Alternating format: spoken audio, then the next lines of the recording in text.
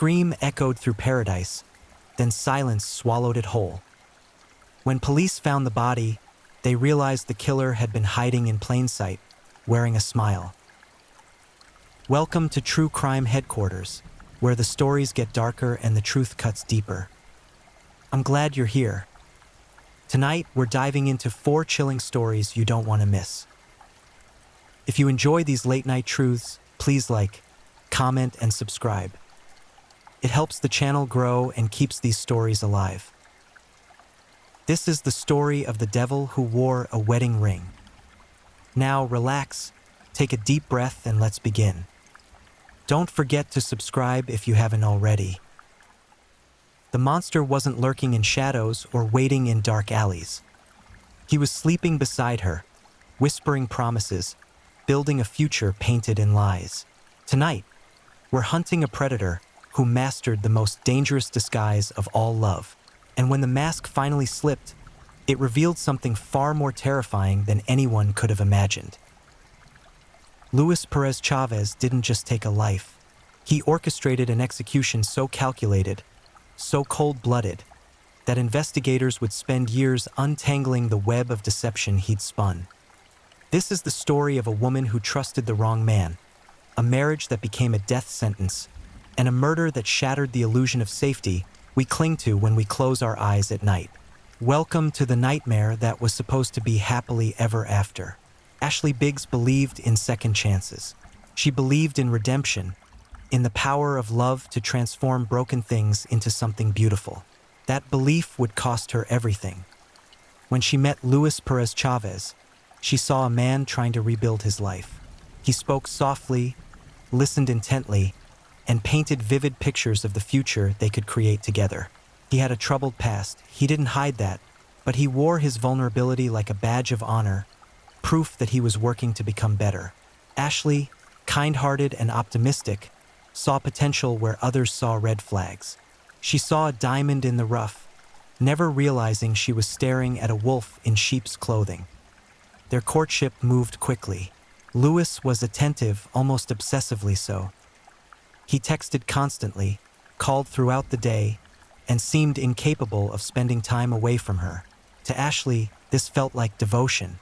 To those watching from the outside, it looked like something else entirely, control disguised as affection. But love has a way of blinding us to the warning signs, and Ashley was falling fast. They married in a ceremony that friends would later describe as bittersweet. Ashley glowed with happiness, her smile radiant as she exchanged vows with the man she believed was her soulmate. Luis stood beside her, playing the role of devoted husband with practiced ease. No one suspected that behind his tender words and gentle touches, a darkness was festering, a rage that would soon demand blood. The first months of marriage revealed cracks in the facade. Luis's attentiveness morphed into suffocation. His texts became interrogations. Where are you? Who are you with? Why didn't you answer immediately? The love that once felt all-encompassing now felt like a cage, the bars closing tighter each day. Ashley confided in friends that Luis had grown possessive, jealous without cause, angry over perceived slights that existed only in his mind. He accused her of infidelity, of plotting against him, of conspiring with others to destroy their marriage. The accusations were baseless, born from paranoia and a need to dominate, but they created an atmosphere of constant tension. Ashley walked on eggshells in her own home, carefully measuring her words, avoiding topics that might trigger another explosion. But she didn't leave. Not yet. She clung to the memory of the man she'd fallen in love with, convinced that he was still there somewhere beneath the anger and suspicion. She told herself things would get better, that this was just a rough patch, that their love would survive if she could just be patient enough, understanding enough, perfect enough. She didn't understand that perfection was impossible when the person judging you was determined to find fault. Luis wasn't looking for a partner. He was looking for a victim. Friends noticed the change in Ashley. The light in her eyes dimmed. Her laughter came less frequently. She made excuses for bruises, canceling plans at the last minute with vague explanations that fooled no one. Those who loved her grew increasingly worried, But Ashley insisted everything was fine. She'd invested so much in this marriage, in this man, in the future they were supposed to build. Admitting failure felt like admitting defeat. Lewis, meanwhile, was planning. His behavior wasn't random or impulsive, it was methodical. He studied Ashley's routines, tracked her movements, monitored her communications. He isolated her systematically, driving wedges between her and the people who might have saved her. He portrayed himself as the victim, spinning elaborate tales of Ashley's supposed betrayals, ensuring that anyone who might question his version of events would be dismissed as meddlers or fools. He was constructing the perfect alibi long before he decided to commit murder. Every argument he provoked, every accusation he hurled, every tear he shed in front of witnesses, all of it served a purpose. He was building a narrative, a story in which he was the wronged husband, the man driven to desperation by an unfaithful, unstable wife. When the time came, when he finally decided to end Ashley's life, he wanted the world to understand, to sympathize, perhaps even to forgive. But creating sympathy requires a villain, and Lewis cast Ashley in that role with chilling precision. He told anyone who would listen that she was cruel, manipulative, unfaithful. He claimed she taunted him, tormented him, pushed him to the brink of sanity. None of it was true, but truth didn't matter to Lewis. Only the story mattered, and he was an expert storyteller. Ashley, trapped in this twisted narrative, grew increasingly desperate. She confided in a friend that she was afraid that Lewis's behavior had escalated beyond jealousy into something far more dangerous. She didn't use the word violence, but the implication hung heavy in her words. She was scared, and she had every reason to be. The friend urged her to leave, to pack a bag and disappear before things got worse. But Ashley hesitated. Where would she go? How would she survive? And what if she was wrong? What if Lewis was just going through a difficult time, and abandoning him now would make her the villain he claimed she was? That hesitation would prove fatal, because Lewis had already made his decision. The mask was slipping, the performance exhausting, and he was tired of pretending. He'd created his narrative, laid his groundwork, established his character as the suffering husband. Now it was time for the final act, the one where Ashley disappeared forever, and Lewis emerged as the grieving widower, tragic and sympathetic and free. He didn't see Ashley as a person anymore. She was an obstacle, a problem to be solved, a loose end to be tied off. Whatever capacity for love or empathy he'd once possessed, if it had ever existed at all, was gone now, consumed by rage and selfishness and a pathological need for control. Ashley sensed the shift. In the final days of her life, she grew quieter, more withdrawn. She moved through her days like a ghost, already halfway gone, as if some part of her knew what was coming and had retreated deep inside to escape the horror of it. She stopped making plans for the future. She stopped talking about tomorrow. She was running out of tomorrows, and somewhere deep in her soul, she knew it. Lewis watched her with cold calculation, timing his move, waiting for the perfect moment. He was patient, predators always are. He'd spent months preparing, and he wasn't going to rush now and risk making a mistake. Everything had to be perfect. The crime had to be flawless. The investigation had to lead nowhere, or better yet, lead away from him entirely. He rehearsed his reactions, practiced his grief, perfected the performance of a heartbroken husband who'd lost the love of his life. He studied himself in mirrors, adjusting his expressions, fine-tuning the tremor in his voice when he spoke her name. Every detail mattered. Every moment had to be believable, because Luis Perez Chavez wasn't just planning a murder. He was staging a tragedy, and he intended to give the performance of a lifetime. Ashley Biggs had no idea she was living with a monster. She saw the man she'd married, the man she'd loved, and she couldn't reconcile that image with the reality of who Lewis really was. Even as the danger escalated, even as her instincts screamed warnings she couldn't quite hear, she clung to hope. That hope would die with her. The stage was set, the actor was ready, and the curtain was about to rise on the most horrific performance Lewis would ever give. The murder of his wife, executed with precision and wrapped in lies so elaborate that, for a time, they almost worked. Almost. Ashley Biggs disappeared on an ordinary afternoon, the kind of day that should have been unremarkable.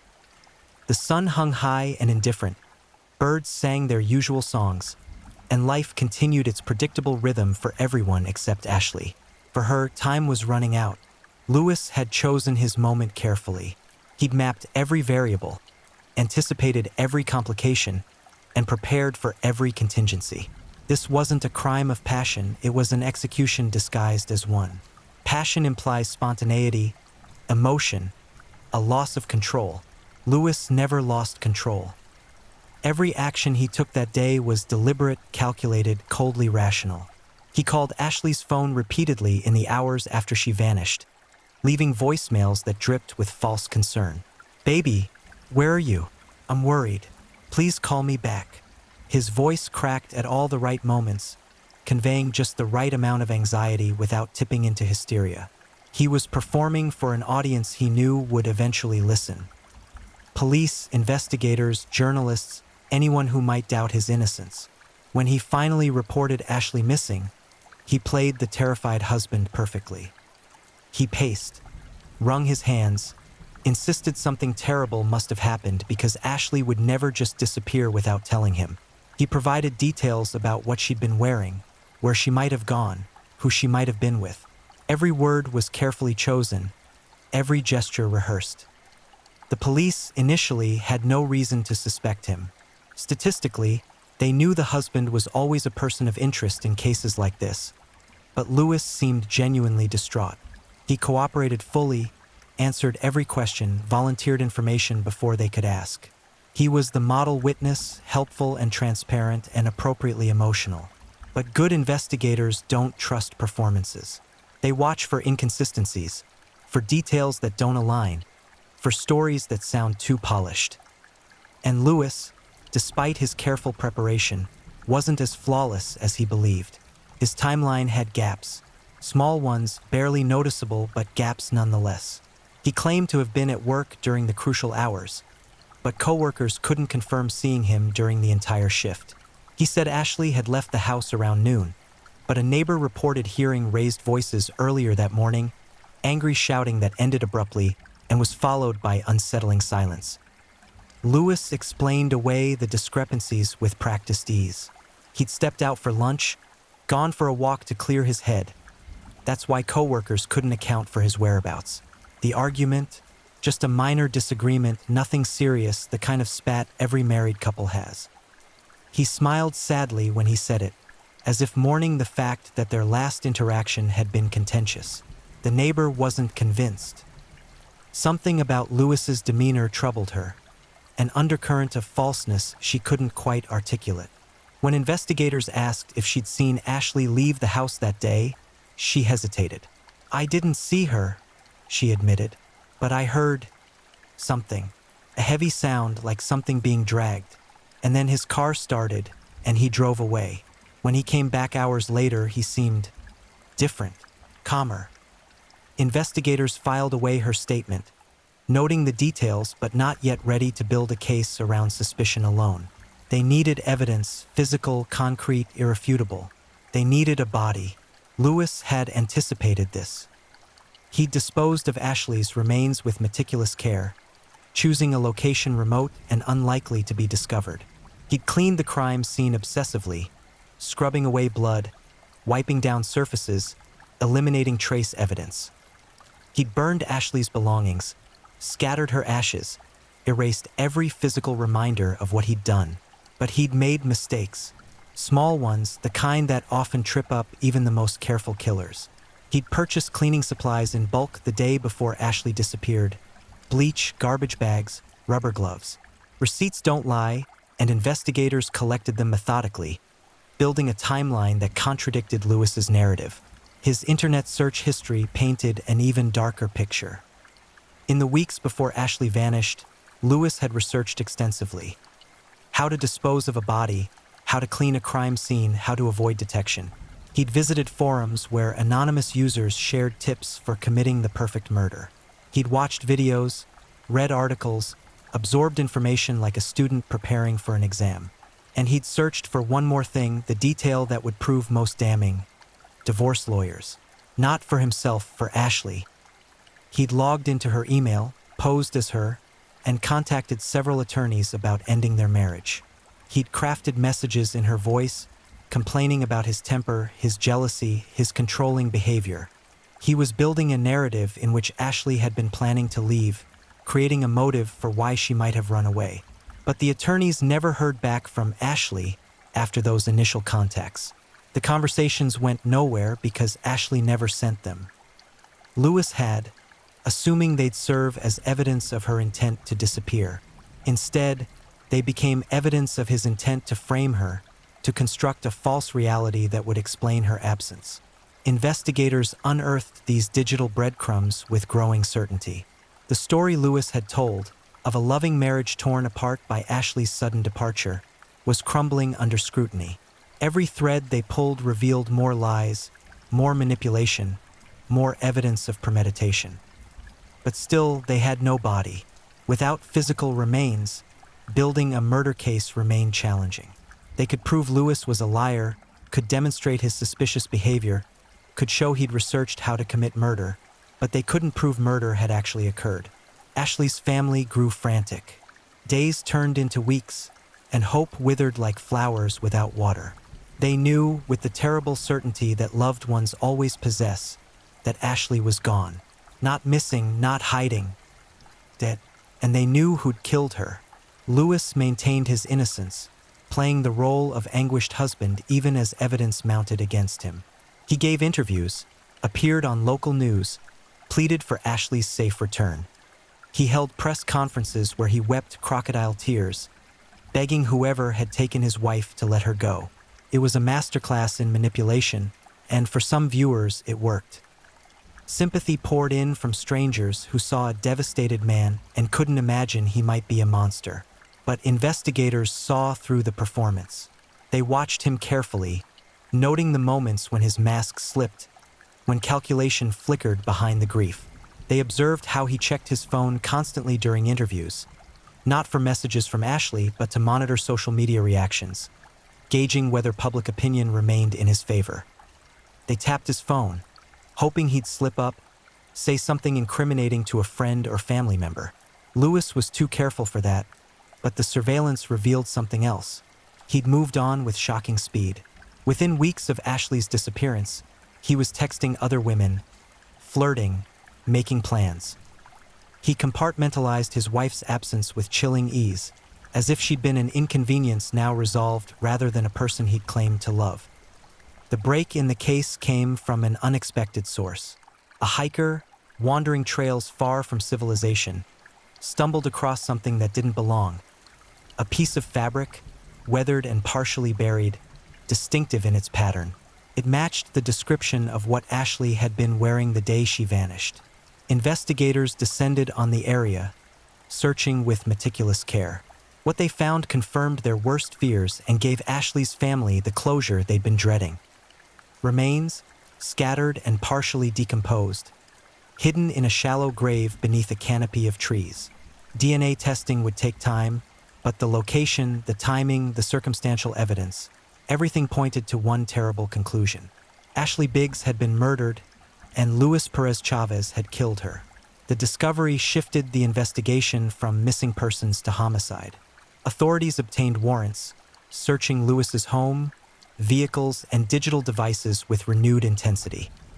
They found trace evidence he'd missed: microscopic blood spatter on a basement wall, DNA under his fingernails, fibers that matched Ashley's clothing. Luis's story was collapsing, the lies exposed one by one. But even as the walls closed in, he refused to admit the truth. He hired expensive attorneys, crafted new explanations, blamed unknown assailants and elaborate conspiracies. He portrayed himself as a victim of circumstance, a man wrongly accused by investigators desperate to close a case. No one was buying it anymore. The evidence was overwhelming, the timeline damning, the motive clear.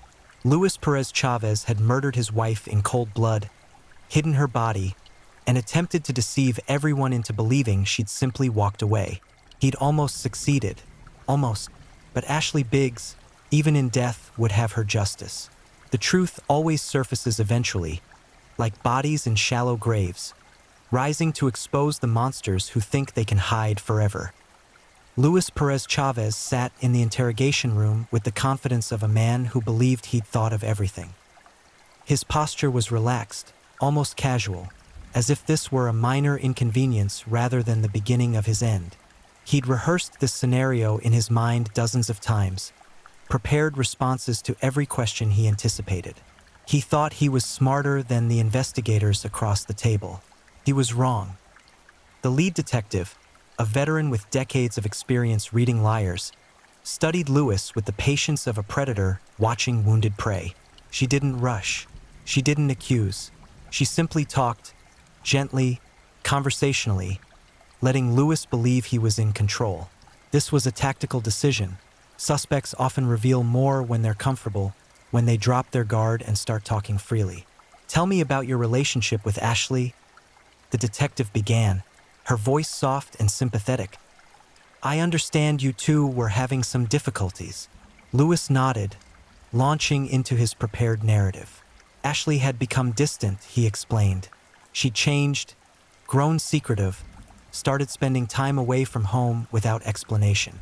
He'd worried about infidelity, about drugs, about mental health issues. He'd tried to help, tried to support her, but she pushed him away repeatedly. It was a masterful performance, delivered with just the right mixture of pain and confusion. Lewis's voice wavered at appropriate moments. His eyes glistened with unshed tears. His hands trembled slightly as he spoke. He was projecting vulnerability, hoping to appear too emotionally devastated to be capable of murder. The detective nodded along, taking notes, appearing to accept every word. She didn't challenge him, didn't point out the inconsistencies. Not yet. Instead, she asked about the morning Ashley disappeared, encouraging Lewis to walk through the timeline in detail. This was where the cracks began to show. Lewis had rehearsed this part extensively, but recounting false memories under pressure is harder than it sounds. Details shifted slightly from previous statements. Timelines blurred. He claimed to have seen Ashley leave at noon, but earlier he'd said it was closer to 1. He described her wearing jeans, but the neighbor had reported hearing an argument around 10, when Lewis insisted they'd both still been sleeping. The detective noticed every inconsistency but said nothing. She let Lewis talk, let him dig himself deeper, let him commit to a story that evidence would eventually contradict. "Let's talk about the days leading up to Ashley's disappearance," the detective said. "Your internet search history shows some interesting queries." Lewis's confidence faltered, just for a moment. A flicker of fear crossed his face before the mask reasserted itself. "I was worried about her," he said quickly. "I thought maybe she was planning to hurt herself, so I was researching, trying to understand what signs to look for." "You searched for how to dispose of a body," the detective said, her voice still gentle but her eyes sharp. "Can you help me understand how that relates to suicide prevention?" Lewis scrambled. "I was watching crime shows, just entertainment. It's something I do to relax." "You also researched cleaning products extensively, bleach specifically and its effectiveness at eliminating blood. That's an interesting hobby." "I was cleaning the house. We talked about selling, moving somewhere new. Fresh start." The lies were coming faster now, less polished, more desperate. The detective could see Lewis calculating, trying to determine how much they knew, what they could prove. He was realizing that his preparation hadn't been as thorough as he'd believed. "Lewis, we found Ashley's remains," the detective said, and the room temperature seemed to drop. "We know she didn't run away. We know she didn't leave voluntarily. We know she's dead." For the first time, Lewis had no immediate response. The performance stalled. He stared at the detective, processing, recalibrating, trying to determine his next move. Should he express shock? Grief? Continue denying involvement? That's not possible," he finally stammered. "You're wrong. You have to be wrong." DNA confirmed her identity. The remains were found in an area your phone's GPS data places you the day after she disappeared. Care to explain that? Lewis's mind raced. He'd been so careful. He'd turned off his phone, or thought he had. But had he? The details blurred under pressure. He'd planned meticulously, but executing a perfect murder is exponentially harder than imagining one. "I want a lawyer," Lewis said, the magic words suspects use when they realize they're cornered. The interrogation ended, but the investigation continued. Armed with physical evidence and Lewis's contradictory statements, prosecutors built their case methodically. They interviewed everyone who'd known the couple, piecing together a portrait of a marriage poisoned by Lewis's possessiveness and rage. Friends testified about changes in Ashley's behavior, how she'd become withdrawn and frightened in the months before her death. Co-workers described overhearing phone calls where Lewis berated her, his voice carrying through office walls. Family members recounted instances of control, Lewis monitoring Ashley's whereabouts, demanding account passwords, isolating her from loved ones. The pattern was unmistakable. Lewis hadn't suddenly snapped in a moment of passion. He'd been systematically destroying Ashley long before he'd killed her, chipping away at her autonomy, her confidence, her connections to the outside world. The murder was simply the final step in a process of dehumanization that had been ongoing for months. Forensic analysis of the crime scene, Lewis and Ashley's basement, revealed attempts at cleanup but also evidence Lewis had missed. Luminol revealed blood spatter consistent with a violent attack. DNA extracted from drain traps matched Ashley's genetic profile. Carpet fibers found with her remains matched flooring in the basement Lewis had replaced days after her disappearance. Every piece of evidence tightened the noose around Lewis's neck. His attorneys fought back, challenging the admissibility of evidence, questioning investigative procedures, casting doubt wherever possible. But the sheer volume of proof was overwhelming. Lewis had purchased a new carpet for the basement, paying cash 3 days after Ashley disappeared. He'd rented a carpet cleaner, bought industrial-strength cleaning solutions, made multiple trips to a hardware store for supplies. Receipts and security camera footage documented every transaction. He'd withdrawn large sums of money from their joint account in the weeks before Ashley's death, as if preparing for expenses he anticipated. He'd updated his will, removing Ashley as beneficiary and instead naming himself the sole inheritor of her assets. He'd even increased her life insurance policy, doubling the payout just months before murdering her. The premeditation was undeniable. This wasn't a crime of passion, a moment of rage spiraling out of control. Lewis had planned Ashley's death with the same care most people apply to vacation planning. He'd thought through contingencies, prepared alibis, and taken steps to profit from her demise. But his biggest mistake was underestimating the investigators assigned to the case. He'd assumed they'd accept his performance at face value, that a few tears and a sad story would be enough to redirect suspicion. He'd gambled on incompetence and lost. As the trial date approached, Lewis's demeanor shifted. The mask of grief slipped away, replaced by cold calculation. He was no longer pretending to be the devastated husband. Instead, he became combative, angry, indignant that anyone would dare question his innocence. This shift was telling. Innocent people accused of crimes they didn't commit typically maintain their grief and shock throughout the process. They're horrified by the accusations, desperate to prove they couldn't have done something so terrible. Lewis, by contrast, became defensive and aggressive, behaviors consistent with someone whose elaborate lie has been exposed. In jail awaiting trial, Lewis made phone calls monitored by authorities. In one particularly damning conversation with a friend, he complained about investigators being too thorough, about evidence he should have destroyed more carefully. He caught himself mid-sentence, tried to walk back the implications, but the damage was done. His own words had confessed what his attorneys spent months denying. The evidence against Luis Perez Chavez was mountainous. Digital forensics, physical evidence, witness testimony, financial records, and his own contradictory statements all pointed to the same conclusion. He'd murdered his wife, disposed of her body, and attempted to construct an elaborate lie to escape consequences. Ashley's family prepared for trial, knowing that finally, after months of anguish, they would see justice served. But justice for them would be cold comfort. It would bring Ashley back, couldn't undo the horror of her final moments, couldn't erase the pain of her loss. Lewis, sitting in his cell, finally began to understand that his performance hadn't been good enough. The world had seen through his lies, recognized the monster lurking beneath the false grief. Soon, a jury would hear all the evidence and render their verdict. And Luis Perez Chavez, the man who thought he'd committed the perfect murder, was about to learn that there's no such thing. The courtroom filled slowly, spectators and press jostling for seats, everyone eager to witness the conclusion of a case that had gripped the community. Ashley's family sat in the front row, their faces etched with exhaustion and grief. They'd waited months for this moment, survived endless depositions and hearings and legal delays.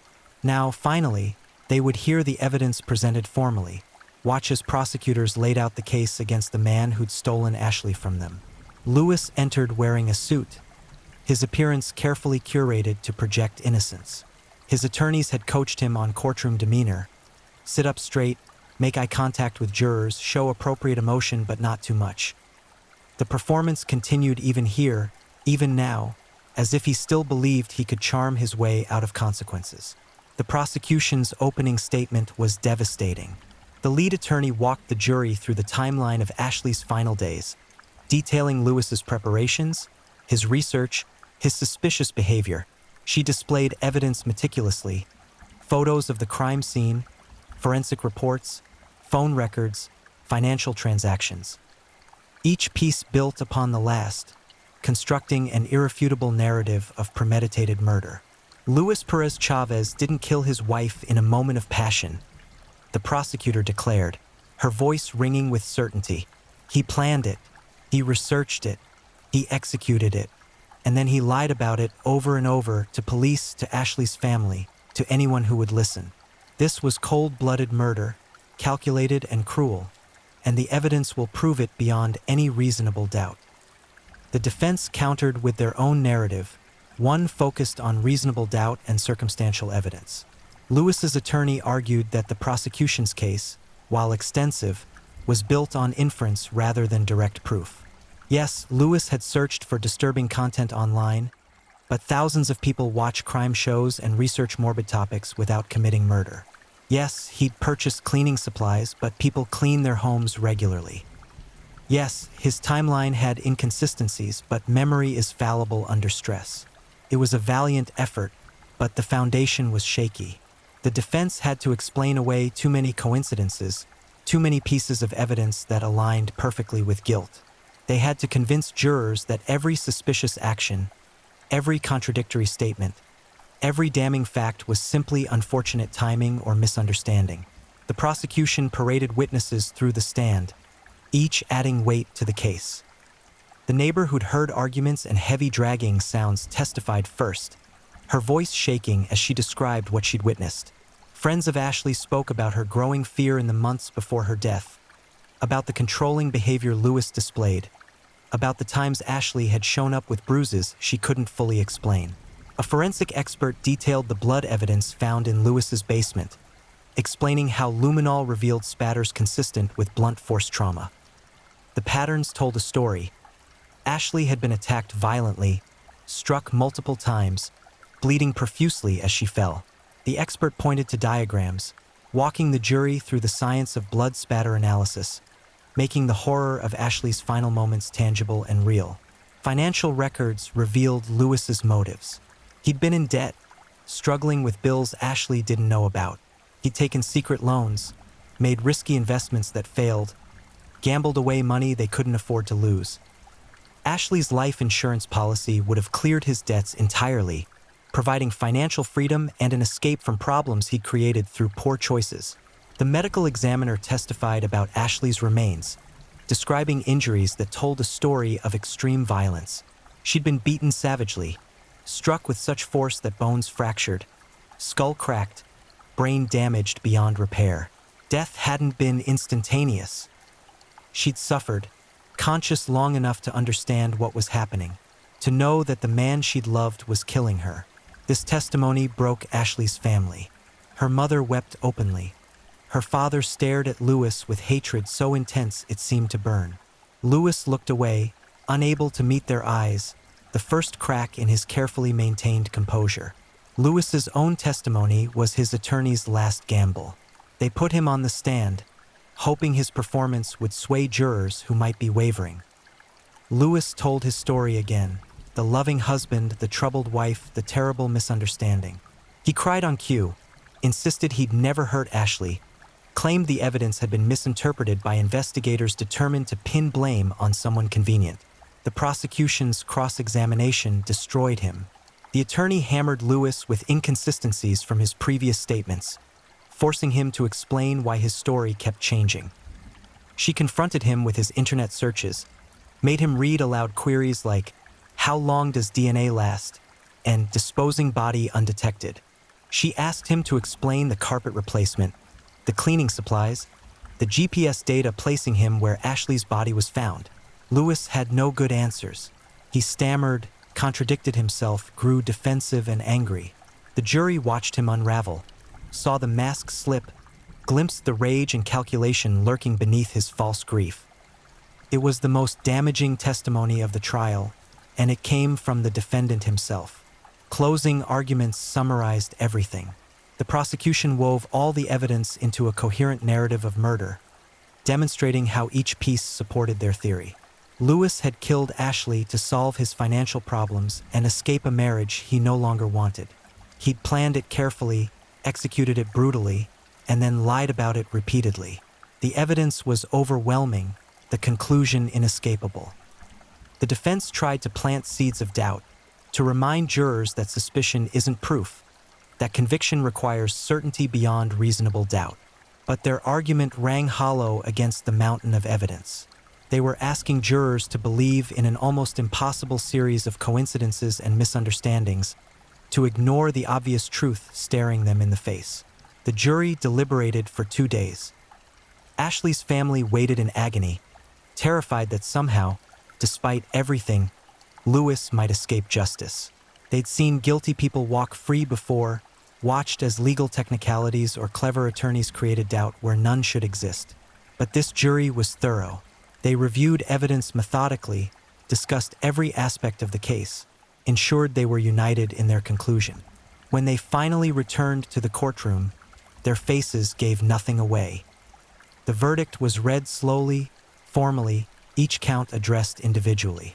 Guilty of first-degree murder. Guilty of tampering with evidence.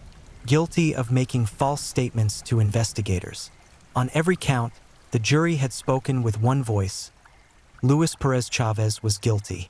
Lewis's face remained blank as the verdicts were read, but his hands trembled, his breathing quickened, his eyes darted around the courtroom as if searching for escape. There was none. The performance was over. The mask had fallen. The monster stood revealed, and justice had finally caught up. Ashley's family wept with relief. It wouldn't bring her back, wouldn't erase their pain, but it provided closure. Lewis would face consequences. Ashley's death would be acknowledged as the crime it was, not dismissed as a disappearance or accident. Sentencing came weeks later. The judge, a stern woman with no tolerance for violence against women, made her position clear. Lewis's crime had been particularly heinous, premeditated, brutal, and followed by calculated deception. He'd shown no remorse, no recognition of wrongdoing, no human decency whatsoever. "You murdered your wife in cold blood," the judge said, her voice hard as stone. "You disposed of her body like garbage. You lied to investigators, to her family, to the public. You showed no mercy to Ashley, and this court will show none to you. Life in prison without possibility of parole." Lewis would die behind bars, spending every remaining day of his life knowing he'd been caught, exposed, punished. The man who thought he'd committed the perfect murder had instead guaranteed himself a lifetime of consequences. As guards led Lewis away, he looked back once at Ashley's family. Whatever he saw in their faces, grief, rage, satisfaction, made him turn away quickly. He had nothing to say to them, no apology to offer, no acknowledgement of the devastation he'd caused. Ashley Biggs had been silenced by violence, but her voice echoed through the trial, through the evidence, through the testimony of those who'd loved her. She'd been unable to escape Lewis in life, but in death, she'd ensured he would face justice. Her story, tragic as it was, became a warning about the monsters who hide behind masks of normalcy, about the danger that can lurk in intimate relationships, about the importance of listening when someone says they're afraid. Luis Perez Chavez would rot in prison, his name synonymous with betrayal and murder. Ashley Biggs would be remembered not as a victim but as a person, daughter, friend, woman who deserved so much better than the man who killed her. The case closed, but the scars remained. Ashley's family would carry their grief forever, learning to live with loss but never truly healing. The community would remember, would speak Ashley's name, would honor her memory. And somewhere in a cell, Lewis would spend decades reflecting on his choices, understanding too late that the perfect murder was always a fantasy. Justice, patient and thorough, eventually finds everyone, even monsters who think they've gotten away with it. If you're new here, welcome to the channel, where we dive into true crime stories with calmness and respect. A special shout out to my amazing subscribers who've been with me from the start. Thank you for your incredible support. If you're still with me, drop a comment. Let me know where you're tuning in from and what time it is in your part of the world. Or just say hello so I know you're still here. And if you haven't already, make sure to like this video and hit subscribe so you won't miss any of our upcoming true crime stories perfect for winding down. Now, let's move on to our second story. Story 2, the Juan Chavez case. A father's love became a coffin of secrets. What he buried in silence, the earth screamed back to the living. We're tracking a man who wore two faces, one that smiled at neighbors over backyard fences, another that waited in darkness when the doors closed. Juan Chavez didn't just cross a line.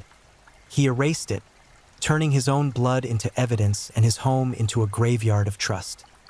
But monsters always leave traces, and sometimes those traces crawl back from the shadows to expose what was hidden. Tonight, we descend into a nightmare where family became fatal, where protection twisted into predation, and where the very walls that should have sheltered innocence became witnesses to unspeakable horror. San Antonio, Texas, a city where the heat doesn't just rise from the pavement, but seems to seep into the bones of its residents, carrying with it stories both beautiful and broken.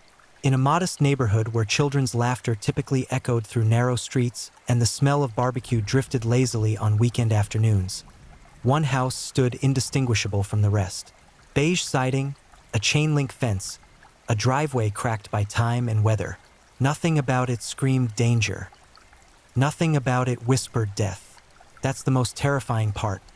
How evil can plant roots in the most ordinary soil, how it can water itself with routine and grow in plain sight while the world walks past, utterly blind. Juan Chavez was 51 years old when his carefully constructed facade began to crumble. But the foundation of his deception had been laid years earlier, brick by horrifying brick. To those who knew him casually, the neighbors who waved, the co-workers who shared lunch breaks, the acquaintances who exchanged pleasantries at the grocery store, he was just another man navigating the complicated machinery of modern life. Divorced, yes, but who isn't these days? A father, certainly, though his children were growing up in that fractured way so many kids do now. Split between households, navigating the geography of broken promises and separate bedrooms. He worked construction, his hands calloused and strong, his back bent by labor that had defined decades of his existence. He paid his bills mostly on time. He kept his yard trimmed well enough. He existed in that vast, anonymous middle ground where most people live their entire lives without ever making headlines, without ever becoming stories that others whisper about in horrified fascination. But Juan Chavez wasn't most people. Behind the veneer of his working-class normalcy, behind the tired smile and the sun-weathered skin, something monstrous had been breeding. And the victims of his darkness weren't strangers plucked from shadowy parking lots or isolated jogging trails. They weren't random selections from the cruel lottery of violent crime. No, Juan Chavez's evil was far more intimate, far more suffocating in its scope. His victims were his own daughters, children who should have been able to close their eyes at night without fear, children who should have known their father's touch only as comfort, as protection, as love in its purest form. The abuse began years before anyone knew to look for it, hidden in the private spaces where families exist beyond public scrutiny. Molestation is a word that carries clinical weight but fails to capture the soul-destroying reality it describes. For his daughters, young girls who were still learning what the world was, still forming their understanding of trust and safety in family, their father's violations rewrote everything. Every boundary that should have existed was trampled. Every instinct that told them something was wrong was countered by the impossible confusion of the situation. This was their father, the man who was supposed to be their first hero, their protector against all harm. How does a child's mind reconcile that contradiction? How does innocence process the betrayal that comes not from a stranger in the dark, but from the person who reads bedtime stories and packs school lunches? The psychological architecture of abuse is always complex, always designed to ensure silence. Abusers don't just violate bodies. They violate minds, they violate the very concept of reality itself. They convince their victims that speaking out will bring worse consequences, that the shame belongs to those who suffer rather than those who inflict suffering, that the family structure, already fragile, already compromised, will shatter completely if the truth emerges. Juan wielded this power with calculated precision, using fear and manipulation to keep his crimes buried. His daughters carried the weight of his sins in silence, their childhood stolen, their sense of self fractured by repeated violations that no therapy, no amount of time, can ever fully heal. But secrets have weight, and weight eventually becomes too heavy to carry. As his daughters grew older, as they began to understand that what had happened to them wasn't normal, wasn't acceptable, wasn't something they deserved or caused, the foundations of Juan's control began to shift. It's never easy for victims of sexual abuse to come forward. Statistics tell us that most never do, that the shame and fear and trauma keep countless stories locked away forever. But these young women found something inside themselves, some reserve of courage that had survived despite everything their father had done to destroy it. They spoke, they reported, they told authorities about the years of abuse, about the man who had stolen their childhoods and replaced them with nightmares. When the accusations surfaced, when police began investigating, when the carefully maintained illusion of Juan Chavez's normal life started to crack and peel away like old paint, he did what so many predators do when confronted with the possibility of accountability. He ran. Not physically, not at first. He didn't pack a bag and disappear into the anonymous sprawl of another city, another state, another identity. No, his flight was more calculated, more insidious. He retreated into denial, into the elaborate mental gymnastics that allow abusers to reframe their actions, to recast themselves as victims of misunderstanding or vindictive lies. He hired lawyers. He prepared to fight the charges. He probably told himself stories about how this was all a mistake, all a misunderstanding, all some conspiracy against him. But denial is a fragile fortress, and as the legal system ground forward, as evidence mounted, as the full scope of what he had done became undeniable even to himself, something shifted. The reality of accountability, real, tangible, inescapable accountability, began to close in around him like a vice. Prison time wasn't a possibility. It was a certainty. Years, maybe decades, locked away with other inmates who have their own code of justice, their own hierarchy of acceptable crimes, and who reserve their deepest hatred for those who harm children. Juan Chavez wasn't just facing punishment. He was facing a future where every day would be survival, where his crimes would mark him as the lowest form of predator even among criminals. And so, in the twisted logic that sometimes governs desperate men who have lost all hope of escaping consequences, Juan Chavez made a decision. If he couldn't control his fate, couldn't reshape the narrative, couldn't run from what was coming, then he would end the story on his own terms. But even in his final act, even in his last exercise of power, Juan Chavez's selfishness would prove bottomless. because the plan he conceived wasn't just suicide. It was something far darker, far more unforgivable.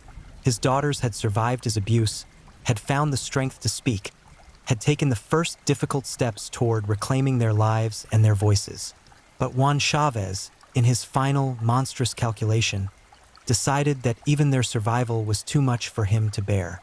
The stage was set for an ending that would shock even seasoned investigators, an ending that would transform Juan Chavez from a predator into something even more terrible, a family annihilator, a man so consumed by selfishness and rage that he would attempt to drag his own flesh and blood into death alongside him. December nights in San Antonio carry a particular quality.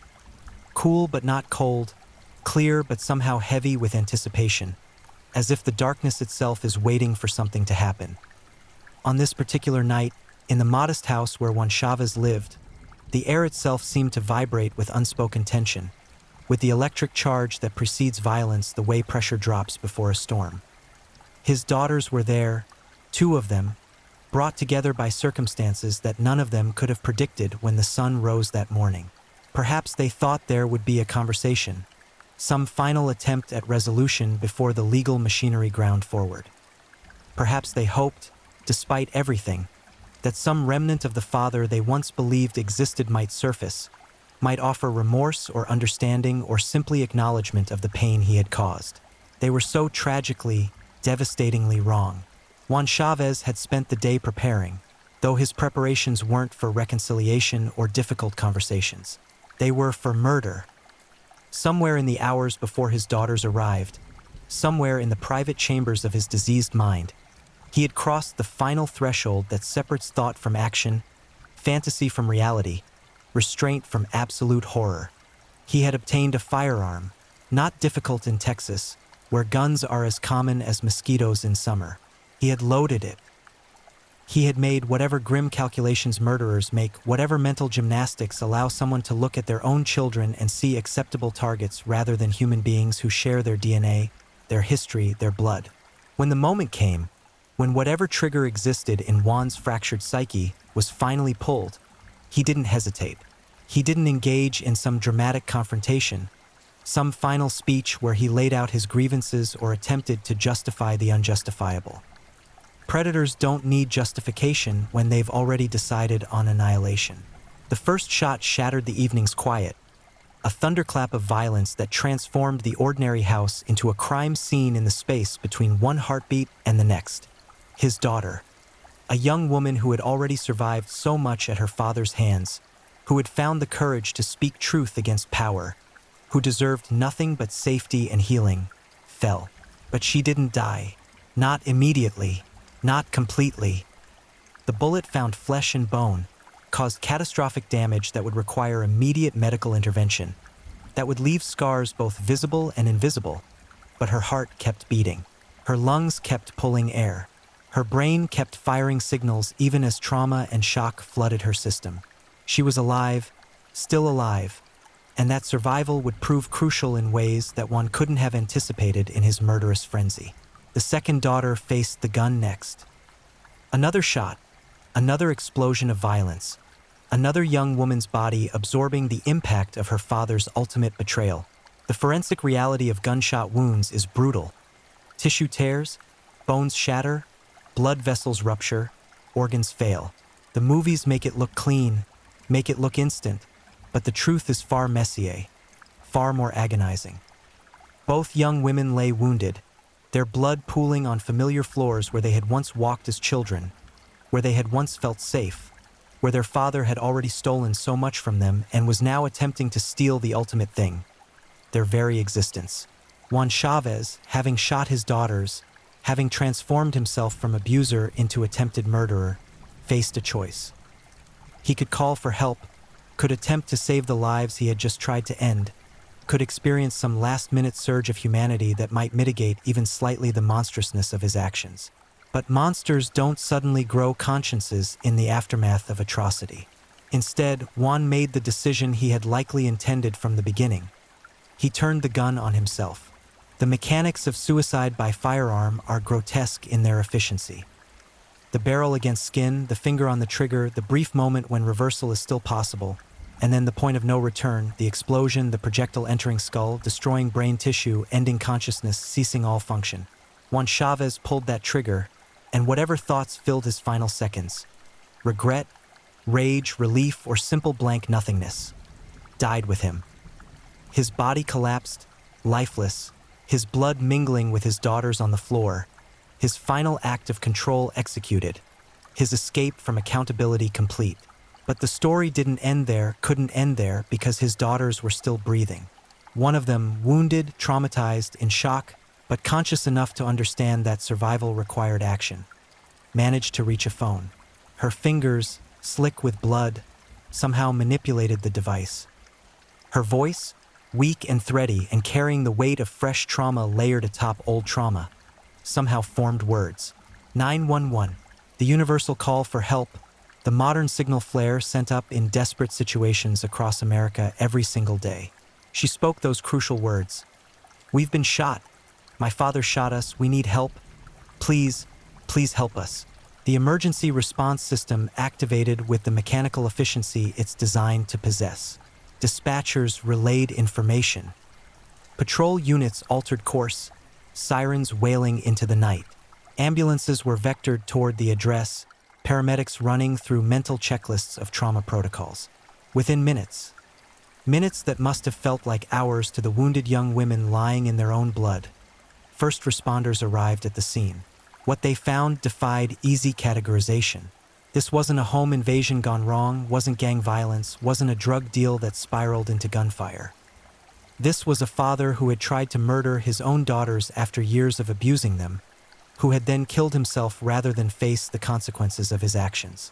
The crime scene was intimate and horrifying in equal measure, marked by the particular devastation that occurs when families devour themselves from within. Paramedics worked with practiced urgency, assessing wounds, starting IVs, preparing the young women for transport. Trauma surgery is a race against time and blood loss, and both victims needed immediate, intensive care.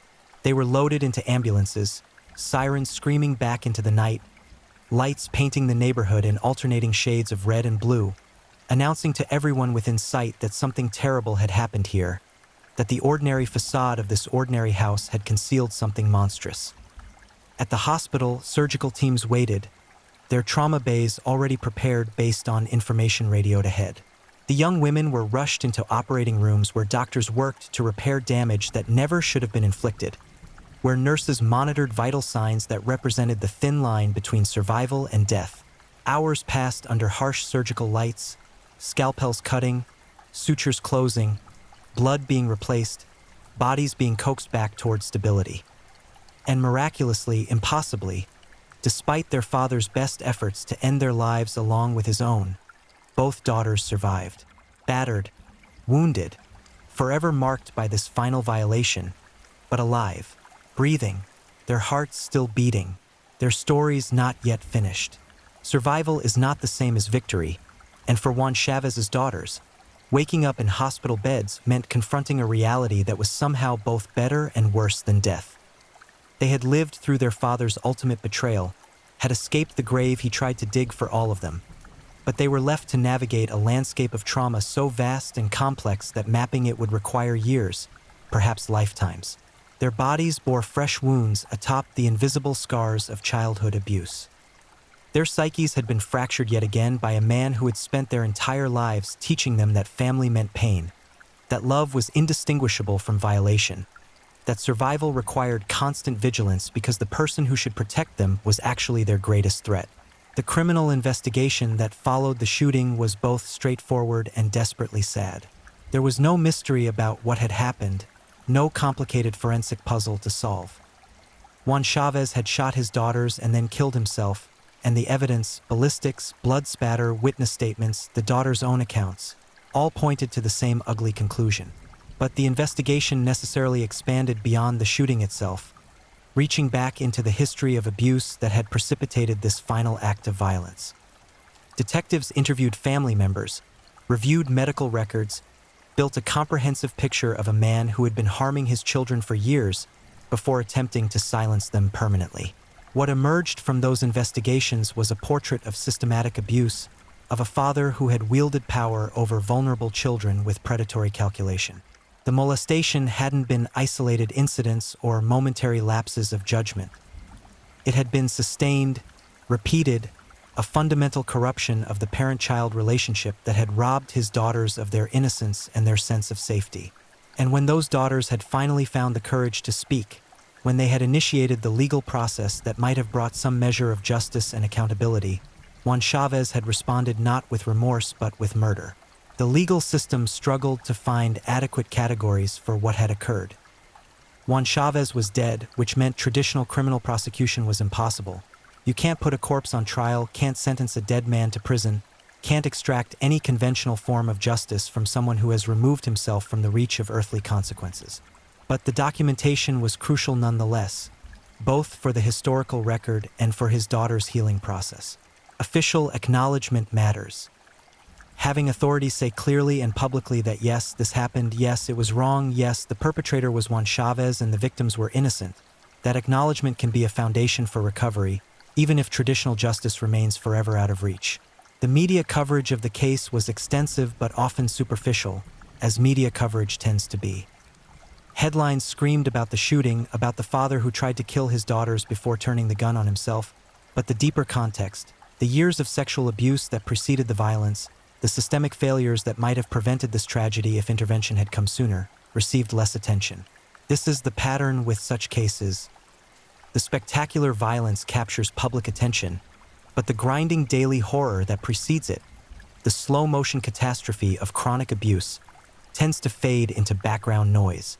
We are, as a culture, more interested in dramatic endings than in understanding the long, terrible stories that lead to those endings.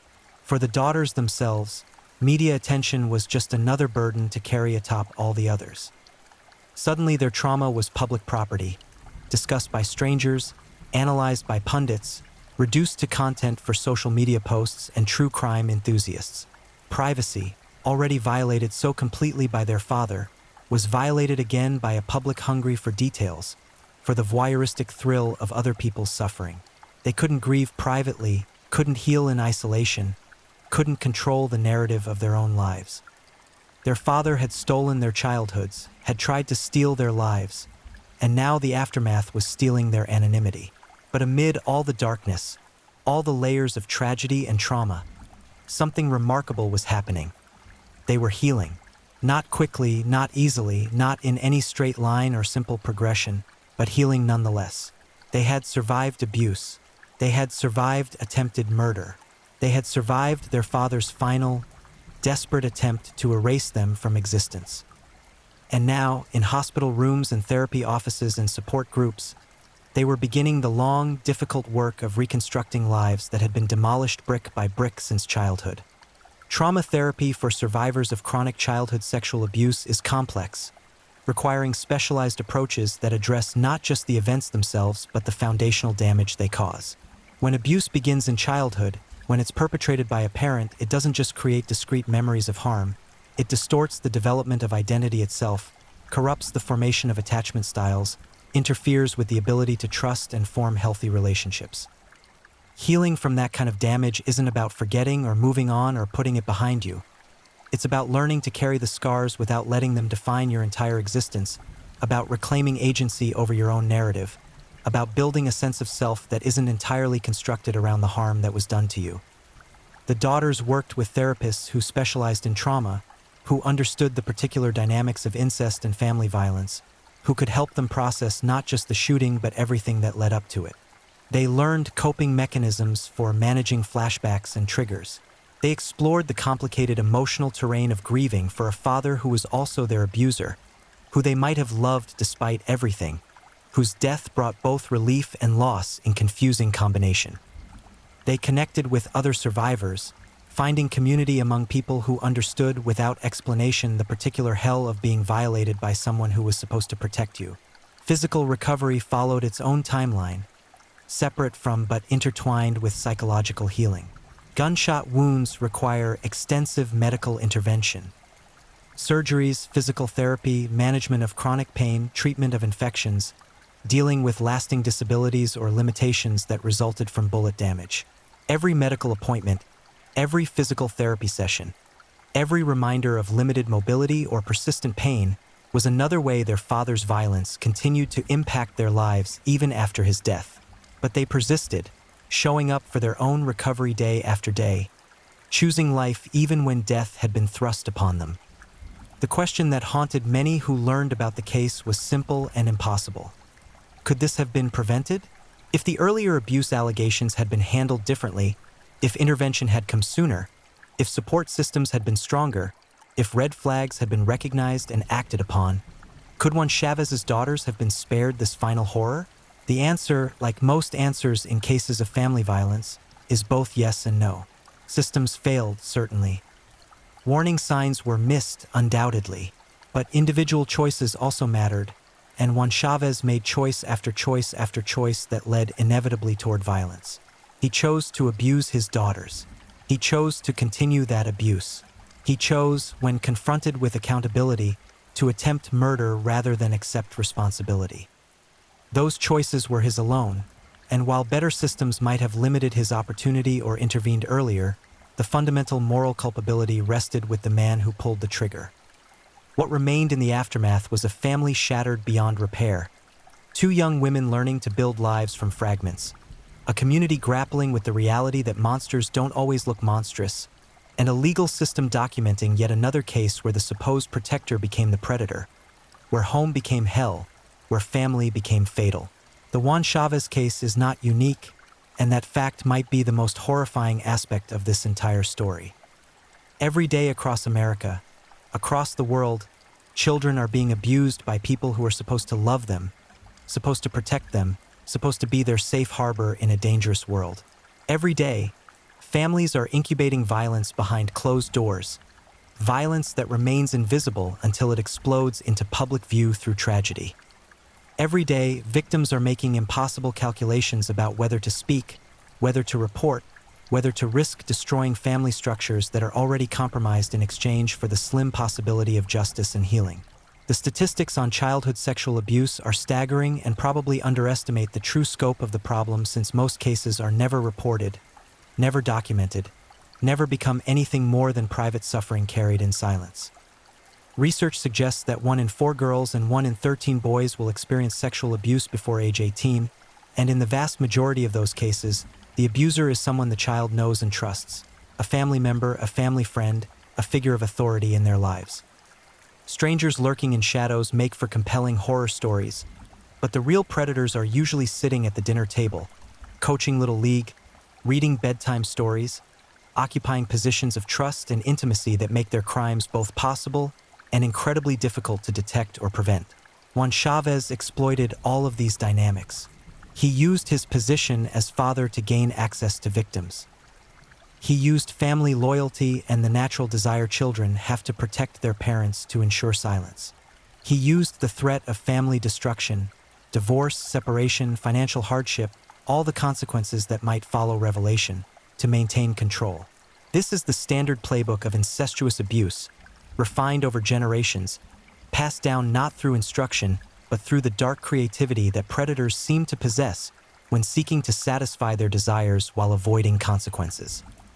But his daughters broke that cycle. They spoke. They reported. They initiated the legal process that Juan found so threatening that he attempted murder-suicide rather than face it. And in their courage, both in speaking initially and in surviving his attempt to silence them permanently, they illuminate the path forward for other victims trapped in similar circumstances. Speaking out is terrifying, involves real risks, can bring consequences that feel almost as devastating as the abuse itself. But silence protects predators. Silence allows abuse to continue. Silence means that recovery and justice remain forever out of reach. The therapeutic community has developed increasingly sophisticated approaches to helping survivors of childhood sexual abuse, recognizing that traditional talk therapy alone is often insufficient for addressing trauma that occurred during developmental years and fundamentally shaped personality formation and relational patterns. Trauma-focused cognitive behavioral therapy helps survivors identify and change harmful thought patterns developed as coping mechanisms during abuse. EMDR, eye movement desensitization and reprocessing, can help process traumatic memories that remain frozen in time, triggering present-day symptoms. Somatic therapies address the way trauma lives in the body, not just the mind, helping survivors reconnect with physical sensations in safe ways after years of dissociation or hypervigilance. For Juan Chavez's daughters, access to these therapeutic modalities was crucial for survival and recovery. But access to quality mental health care is not universal, not equally distributed across socioeconomic lines, not always available to those who need it most. This represents another systemic failure. We know how to help trauma survivors heal. We have effective interventions and evidence-based treatments, but we don't ensure that everyone who needs these resources can access them. Insurance limitations, geographical barriers, cultural stigma, lack of specialized providers. All of these factors mean that many abuse survivors never receive the help that could transform their lives. The legal system's response to childhood sexual abuse also remains deeply inadequate despite decades of reform efforts. Statutes of limitations often expire before victims are psychologically capable of reporting, protective orders prove difficult to enforce, prosecutions founder on evidentiary challenges inherent in cases where abuse occurs in private with no witnesses, and even when convictions occur, sentences often seem shockingly light given the lifelong impact on victims. Juan Chavez faced the possibility of serious prison time, which is why he chose murder-suicide, but many abusers serve minimal sentences or avoid prosecution entirely, free to potentially victimize others while their survivors carry permanent scars. Child Protective Services, underfunded and overwhelmed in most jurisdictions, struggle to investigate every allegation thoroughly, to distinguish between cases requiring immediate intervention and those that can be monitored, to balance family preservation against child safety in situations where both seem impossible to achieve simultaneously. Social workers carry crushing caseloads, work in systems that prioritize paperwork over people, face constant secondary trauma from exposure to abuse cases, and burn out at alarming rates. When cases slip through cracks, when warning signs are missed, when children remain in dangerous situations despite multiple reports, it's rarely because individuals don't care, but because systems are fundamentally overwhelmed and under-resourced. Schools, medical providers, religious institutions, youth organizations, all the places where children spend time outside their homes, represent potential detection points for abuse, but only if the adults in those settings are trained to recognize signs, empowered to report suspicions, and confident that their reports will be taken seriously and acted upon. Mandatory reporting laws exist in all 50 states, but their effectiveness depends entirely on implementation, on whether potential reporters know their obligations, on whether they trust the systems they're reporting to, on whether they're willing to risk the social and professional consequences that sometimes follow from making such reports. The case of Juan Chavez also highlights the particular danger points that occur when abusers face accountability. Family annihilators, people who murder their families before killing themselves, often act when they perceive that loss of control is imminent, when divorce or criminal charges or other external forces threaten to dismantle the life they've constructed. Research into these cases shows common patterns. Overwhelming narcissism, history of controlling behavior, financial or legal stresses that threaten social status, and a fundamental inability to conceive of family members as separate individuals rather than extensions of the perpetrator's ego. Juan Chavez fit this profile precisely, viewing his daughters not as human beings with their own rights and experiences, but as possessions who betrayed him by speaking truth about his abuse. Could law enforcement have predicted his violent response? Could they have taken preventative action? In hindsight, knowing how the story ends, we can identify warning signs and missed opportunities. But prediction is always easier than prevention, and intervening before violence occurs requires both legal authority and practical resources that are often lacking. Restraining orders are pieces of paper that can't physically prevent violence. Surveillance requires manpower and justification. Arrest requires probable cause. The legal system is designed to respond to crimes that have already occurred, not to prevent crimes that might occur, and that fundamental reactive rather than proactive stance leaves gaps that determined perpetrators can exploit. For other families trapped in similar situations, for other children suffering abuse in silence, for other victims contemplating whether to speak out, the Juan Chavez case offers both warning and hope. The warning: predators can be dangerous when cornered. Accountability can provoke desperate violence. Speaking truth can carry real risks that must be carefully managed. The hope: survival is possible. Healing is possible. Abusers' power is not absolute, and silence protects predators while truth creates the possibility of freedom. The work of prevention continues, imperfect and incomplete, in therapy offices and courtrooms and school counselors' offices and pediatric exam rooms and wherever adults encounter children and have the opportunity to notice, to listen, to believe, to act. Juan Chavez's daughters survived his final attempt to control their narrative, and in their survival lies a challenge to all of us. To do better at protecting children, at believing victims, at holding abusers accountable, at building systems that prioritize safety over family preservation when those values come into conflict. Their father tried to write the ending to their story, tried to ensure that his crimes would die with him, tried to silence forever the voices that had finally spoken truth. But they lived, they healed, they persisted. And in their persistence lies the ultimate defeat of Juan Chavez's legacy. Not just survival, but the gradual, difficult, courageous reconstruction of lives that he tried so hard to destroy. The monsters are real. They walk among us. Sometimes they're our fathers. But survivors are real too, and their strength, their resilience, their refusal to let trauma have the final word. That's real as well, and ultimately more powerful than all the darkness predators can create.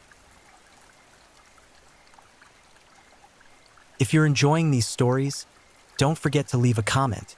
I'd love to hear where you're tuning in from and what time it is in your part of the world.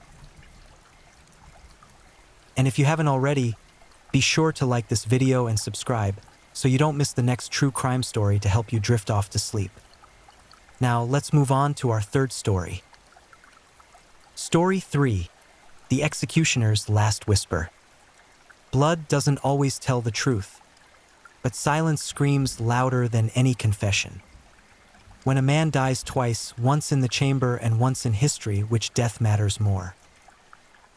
They said justice had a face that night in Huntsville, but what crawled out of that death chamber wore a mask no one expected.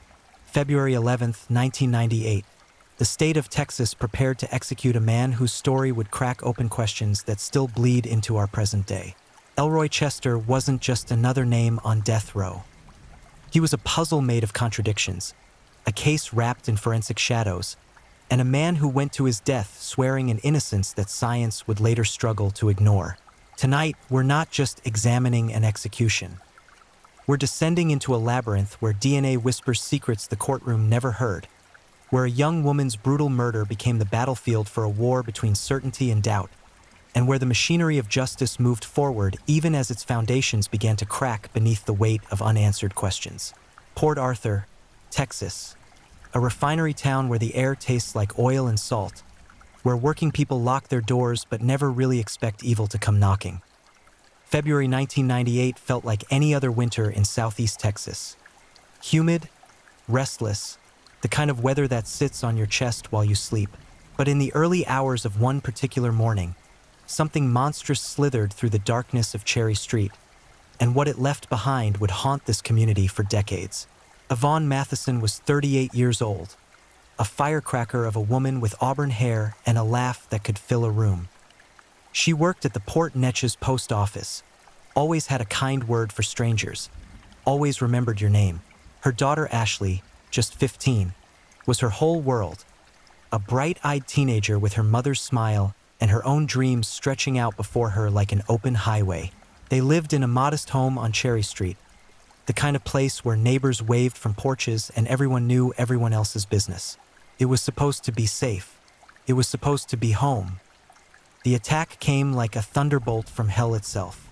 Sometime in those dead hours when the world sleeps deepest, an intruder breached the Matheson home. Not through forced entry, not through shattered glass, but through an unlocked door, as if darkness itself had simply waltzed inside. What happened next defies the comfortable narratives we tell ourselves about random violence. This wasn't a burglary gone wrong. This wasn't a crime of opportunity.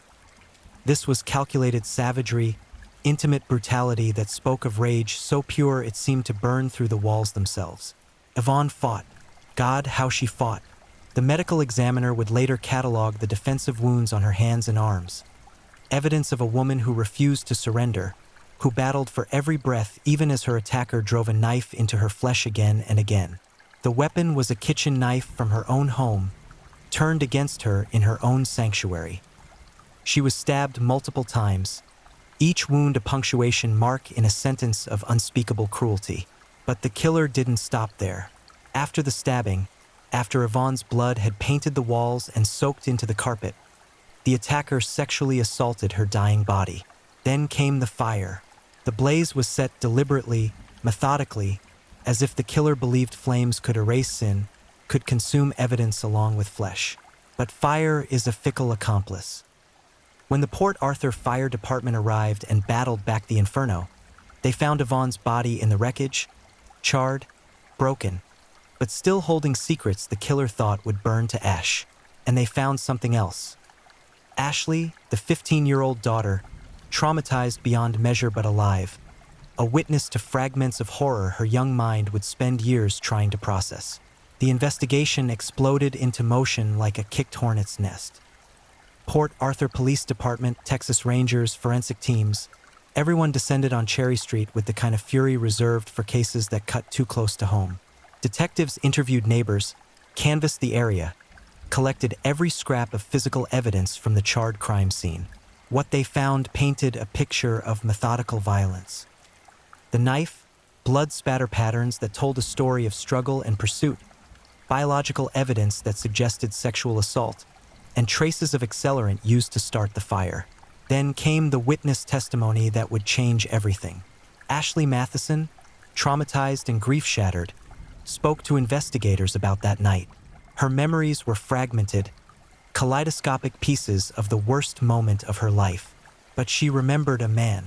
She remembered fear. And when detectives showed her a photo lineup, her finger hovered over one face. Elroy Chester, a 29-year-old black man who lived in the neighborhood, someone she recognized from around town. That identification became the cornerstone of the prosecution's case, the foundation stone upon which the entire edifice of justice would be built. Elroy Chester wasn't unknown to law enforcement. He had a criminal history, previous convictions that made him exactly the kind of suspect detectives love to hate. A man with a past that seemed to predict his present.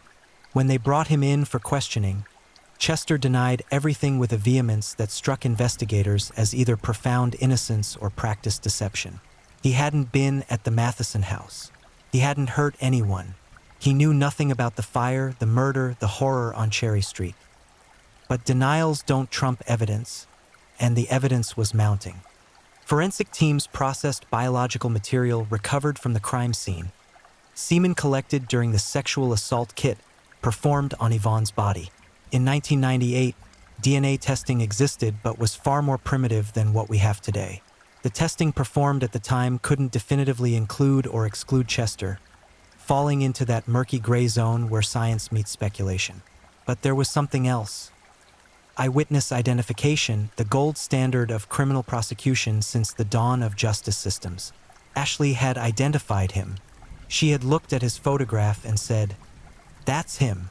The arrest came swiftly. Elroy Chester was charged with capital murder, murder committed during the course of another felony, specifically burglary and sexual assault.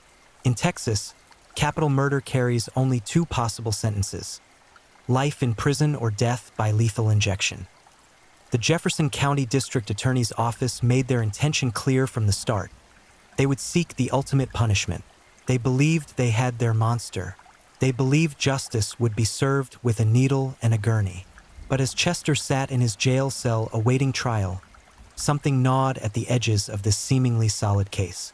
The DNA results, inconclusive as they were, didn't provide the smoking gun prosecutors typically love. The eyewitness identification, while powerful, came from a traumatized teenager who had witnessed her mother's murder, and Chester himself never wavered, never cracked, never confessed despite the enormous pressure bearing down on him. He maintained his innocence with a consistency that would either prove him a sociopath of extraordinary discipline or an innocent man caught in the machinery of a system that doesn't easily reverse course. Port Arthur wanted answers. The community wanted closure. Yvonne Matheson's family wanted justice for a woman who had been stolen from them in the most brutal way imaginable. And the state of Texas was more than willing to provide all of those things, wrapped up in a prosecution that moved forward with the momentum of a freight train. The trial was set. The witnesses were prepared. And Elroy Chester, a man who swore on everything sacred that he was innocent, was about to face a jury that held his life in their hands. What none of them knew, not the prosecutors, not the defense, not the jury, not even Chester himself, was that this case would become a flashpoint in the decades-long debate about capital punishment, forensic science, and the terrible possibility that sometimes, just sometimes, the system executes doubt along with the condemned. The Jefferson County Courthouse in Beaumont, Texas, became a theater of life and death in the months following Elroy Chester's arrest. Capital murder trials are different from ordinary criminal proceedings. They're bifurcated into two phases, guilt and punishment, each phase its own complete trial. The stakes couldn't be higher. If the jury found Chester guilty, they would then decide whether he lived or died. No pressure, right? Just 12 ordinary citizens holding the power of God in their hands, asked to make a decision that could never be unmade. The prosecution's case was built on 3 pillars, each one designed to support the weight of a death sentence. First, the eyewitness identification. Ashley Matheson, now having to relive the worst night of her life in open court, would testify that she saw Elroy Chester in her home that terrible night. Second, the forensic evidence. While the DNA couldn't definitively include Chester, it also couldn't definitively exclude him, and prosecutors would argue that the inconclusive results were consistent with his guilt. Third, Chester's criminal history. His past convictions would be paraded before the jury as evidence of a man capable of violence, a predator who had finally escalated to murder. The lead prosecutor was a seasoned death penalty attorney, the kind of lawyer who speaks in bold declaratives and paints pictures with words designed to inflame righteous anger. In his opening statement, he described the attack on Yvonne Matheson in excruciating detail. Every stab wound, every moment of terror, the sexual assault, the fire set to cover evidence of depravity. He pointed at Elroy Chester and told the jury, "That man right there invaded a home, brutalized a defenseless woman, violated her body, and then tried to burn away his crime like it never happened. That man right there is the monster who destroyed a family." Then came Ashley's testimony, and the courtroom fell into a silence so complete you could hear hearts breaking. She was older now, nearly 2 years past that night, but the trauma sat in her eyes like a permanent resident. She described waking to sounds of struggle, of hearing her mother scream, of terror so profound it felt like drowning in darkness. And when asked if she could identify the intruder, she pointed at Elroy Chester. "That's him," she said, her voice barely above a whisper. "I saw him that night." Cross-examination of a traumatized teenage witness is a tightrope walk over razor wire. Chester's defense attorney, a court-appointed lawyer doing his best with limited resources, had to challenge her testimony without appearing to attack a grieving victim. He gently probed the circumstances of her identification, the lighting conditions that night, the stress she was under, the fragmented nature of traumatic memories. He asked about the photo lineup, whether police had suggested anything before showing her the photos, whether she'd seen Chester's picture anywhere else before making the identification. Ashley remained firm. She remembered his face. She was certain it was him. The forensic testimony proved more complicated, a labyrinth of scientific jargon that would make or break reasonable doubt. The state's forensic expert explained that semen had been recovered from the victim's body during the sexual assault examination. DNA testing had been performed, but the technology in 1998 couldn't provide the definitive yes or no answers that modern testing offers. The expert testified that Chester could not be excluded as a contributor to the biological material, but neither could he be definitively included. Translation: the results were inconclusive, neither proving guilt nor innocence. The defense hammered on this point. Inconclusive means reasonable doubt, doesn't it? If the science can't say definitively that Chester was the source of that biological material, how can you sentence him to death? But prosecutors countered with cold logic. Inconclusive doesn't mean innocent. It means the science of 1998 had limitations, not that Chester wasn't guilty. And besides, they had an eyewitness. They had Ashley's identification. They had a man with a criminal history and no alibi for the night in question. Chester's criminal past became a cudgel in the prosecution's hands. Previous convictions for burglary, for theft, each one presented as evidence of a man on a trajectory toward violence. The prosecution painted a picture of escalation. Property crimes leading to personal crimes, theft leading to assault, assault leading inevitably to rape and murder. It's a narrative Americans have been trained to accept. Criminals don't get better, they get worse. Once you cross certain lines, you keep crossing lines until you finally cross the ultimate one.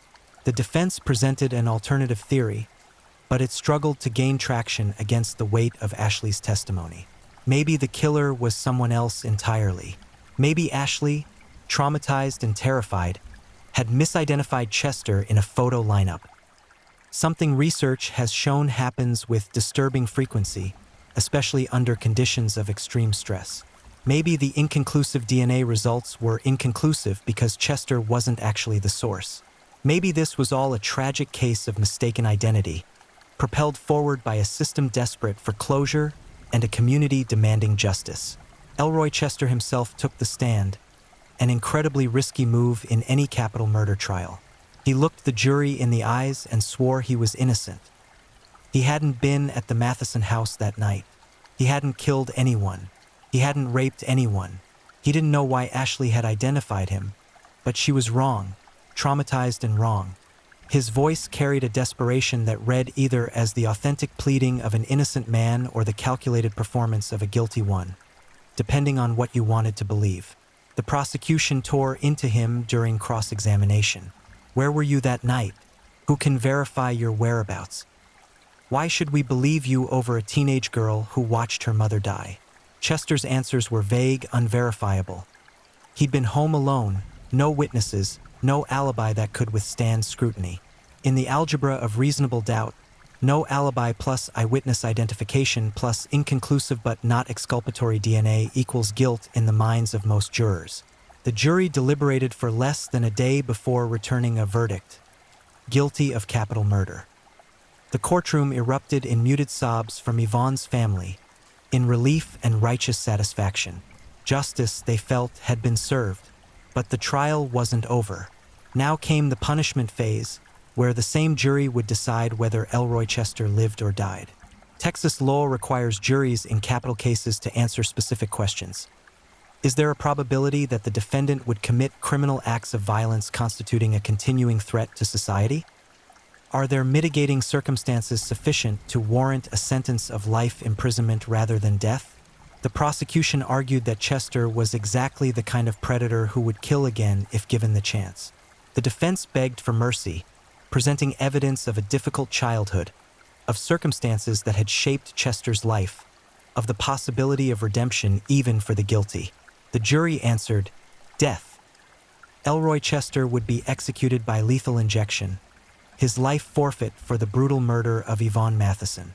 The judge formally sentenced him, and Chester was transported to Texas's death row in Huntsville, where he would await his appointment with the executioner. The machinery of justice, once set in motion, is extraordinarily difficult to stop. But even as Chester settled into his death row cell, even as appeals began their slow crawl through the court system, questions lingered like ghosts in the periphery of this case. The inconclusive DNA, the eyewitness identification from a traumatized teenager, the lack of any physical evidence definitively placing Chester at the scene. Were these just the unavoidable limitations of justice, the fact that no case is ever perfect? Or were they warning signs that something had gone terribly, irreversibly wrong? Death row in Huntsville, Texas, is not a place of rehabilitation or reflection. It's a warehouse for the condemned, a holding pen where men and women wait for the state to end their lives. Elroy Chester arrived there in the late 1990s, one more face among dozens of prisoners living in the shadow of the death chamber.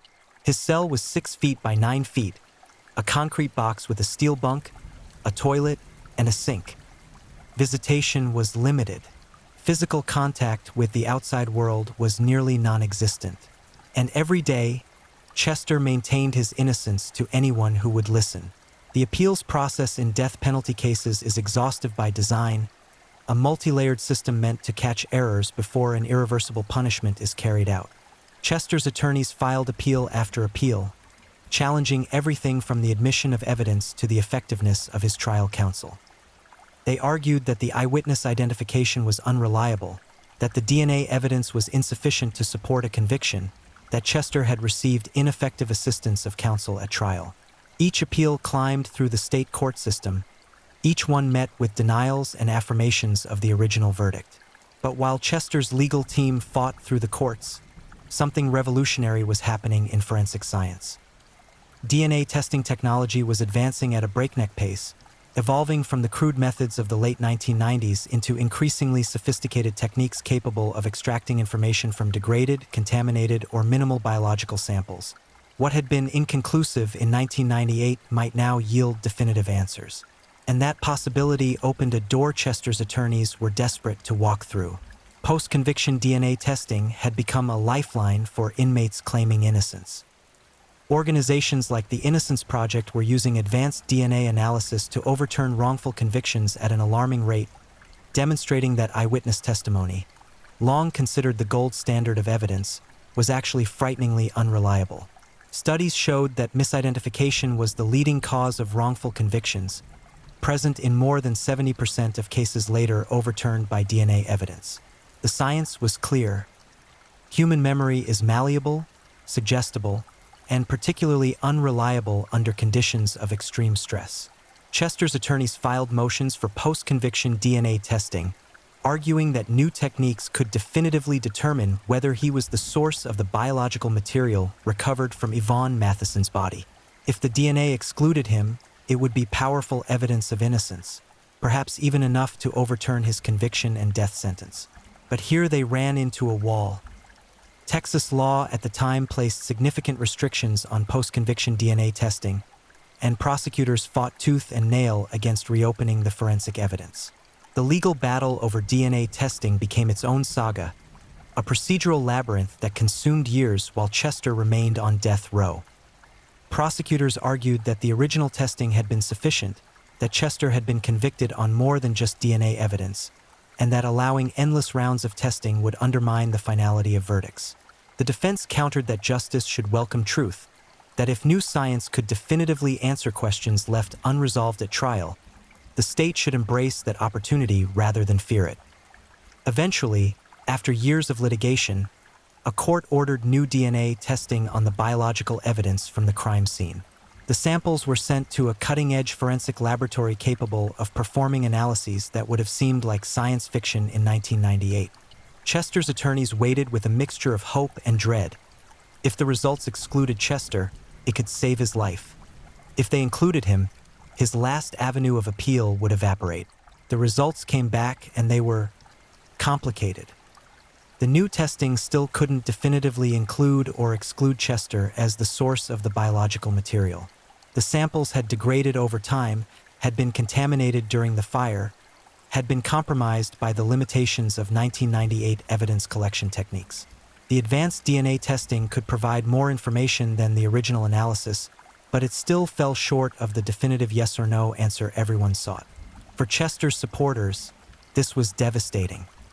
They had hoped for clear exculpation, for scientific proof that would force the system to acknowledge a terrible mistake. For prosecutors and the victim's family, the inconclusive results confirmed their belief in Chester's guilt.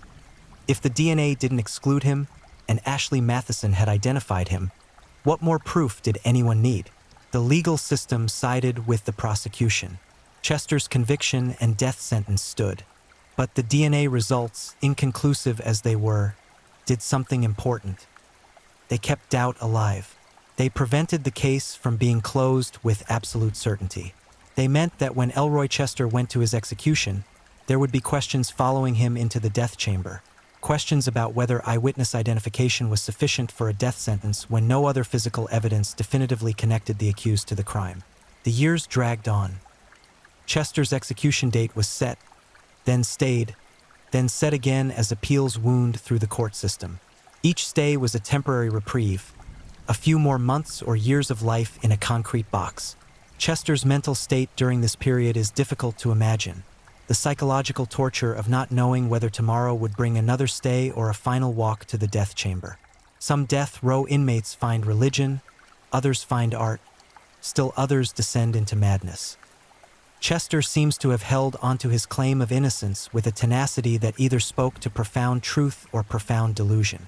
National attention began to focus on Chester's case, particularly among death penalty opponents and criminal justice reform advocates.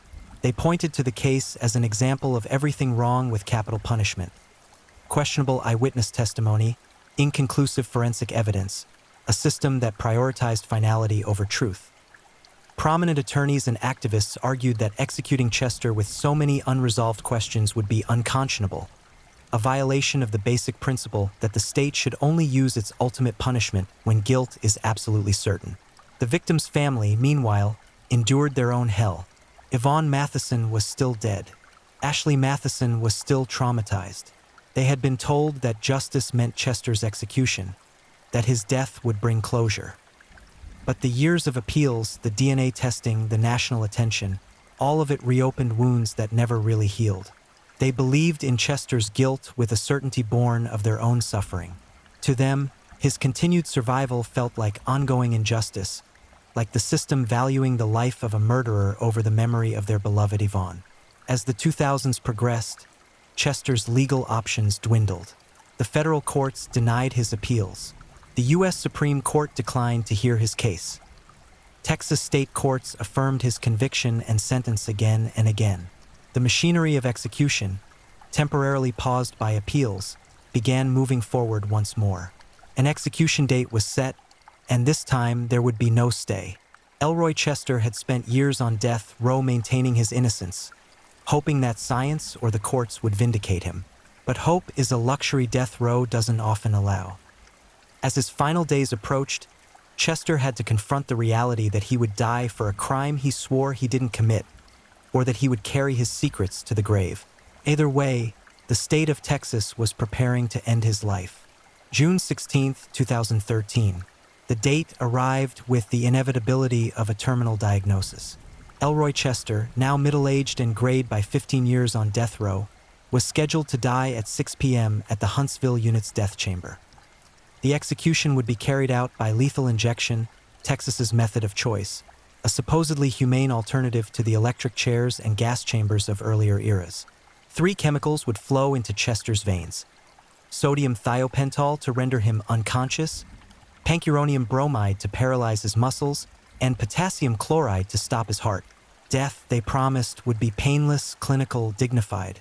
The hours before an execution follow a grim ritual. Chester was moved to a holding cell adjacent to the death chamber.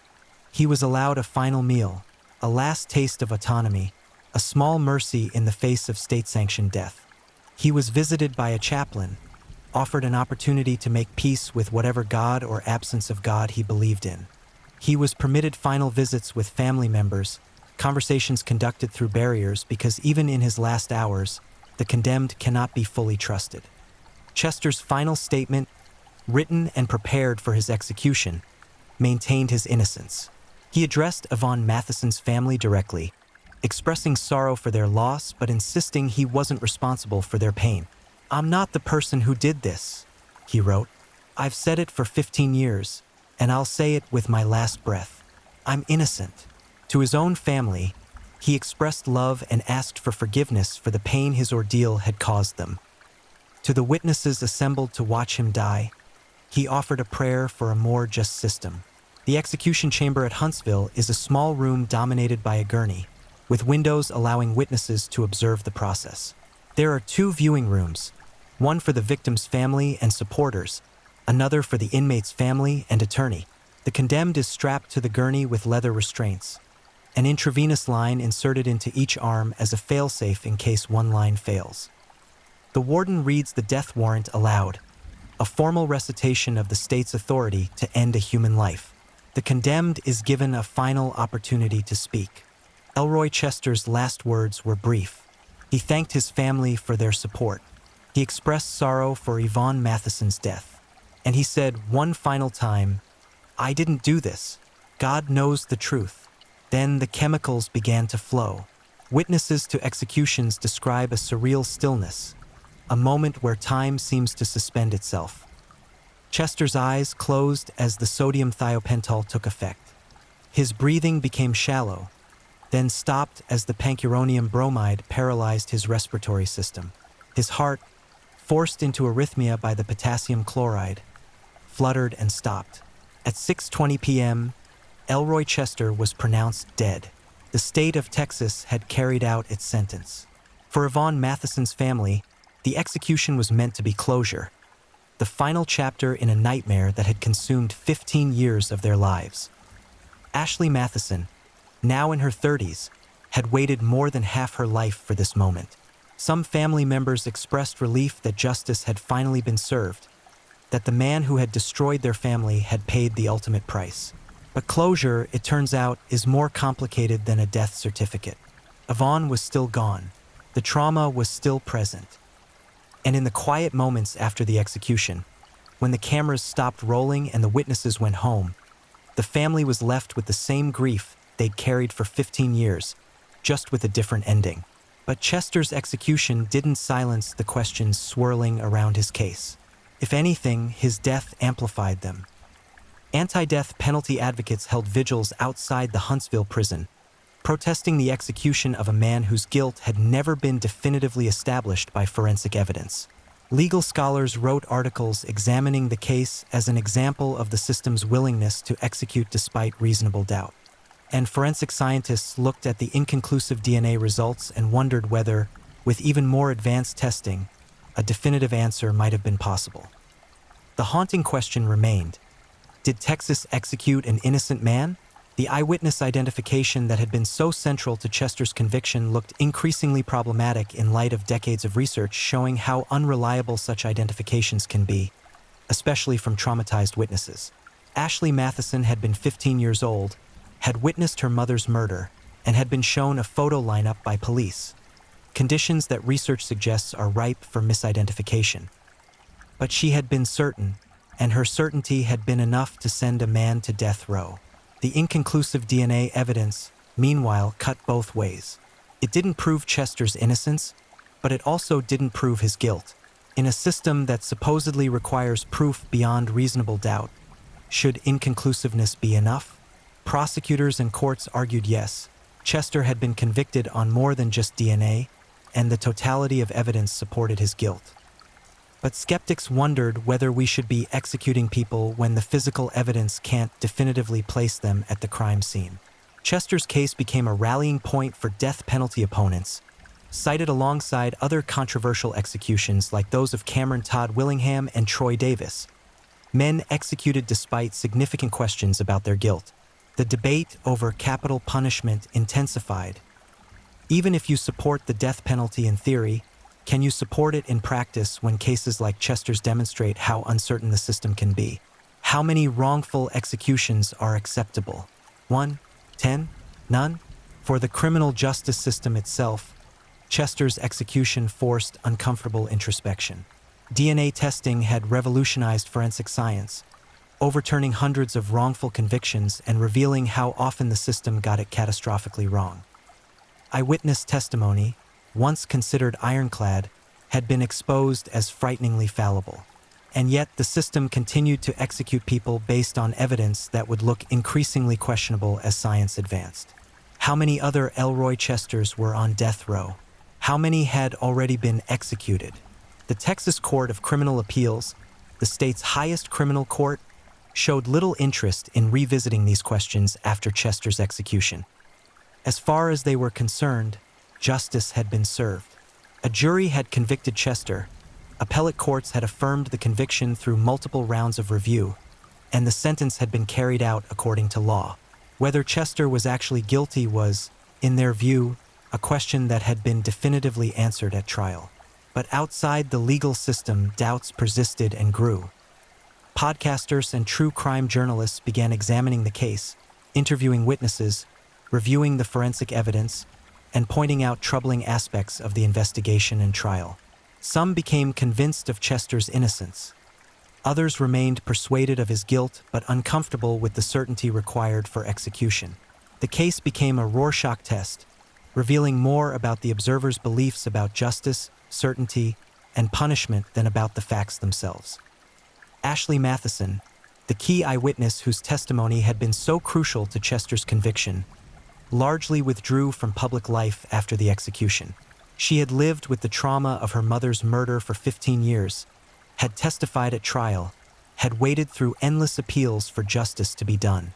Whether she ever questioned her identification of Chester, whether she experienced doubt or second thoughts, remains unknown. She deserved peace and privacy, regardless of whether Chester was guilty or innocent. The broader implications of Chester's case extend beyond one man's guilt or innocence. The case highlights fundamental tensions in the American criminal justice system: the desire for finality versus the need for truth, the power of eyewitness testimony versus its documented fallibility, the limitations of forensic science versus society's demand for certainty. These tensions don't have easy resolutions, but they demand attention.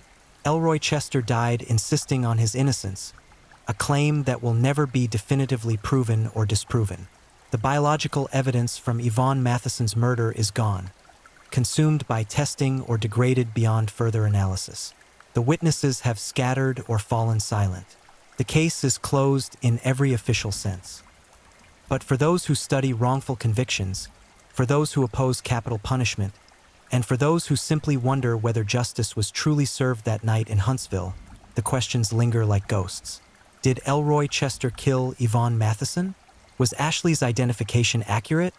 Or was it the product of trauma and suggestion? Were the inconclusive DNA results actually hiding exculpatory evidence that more advanced testing could have revealed?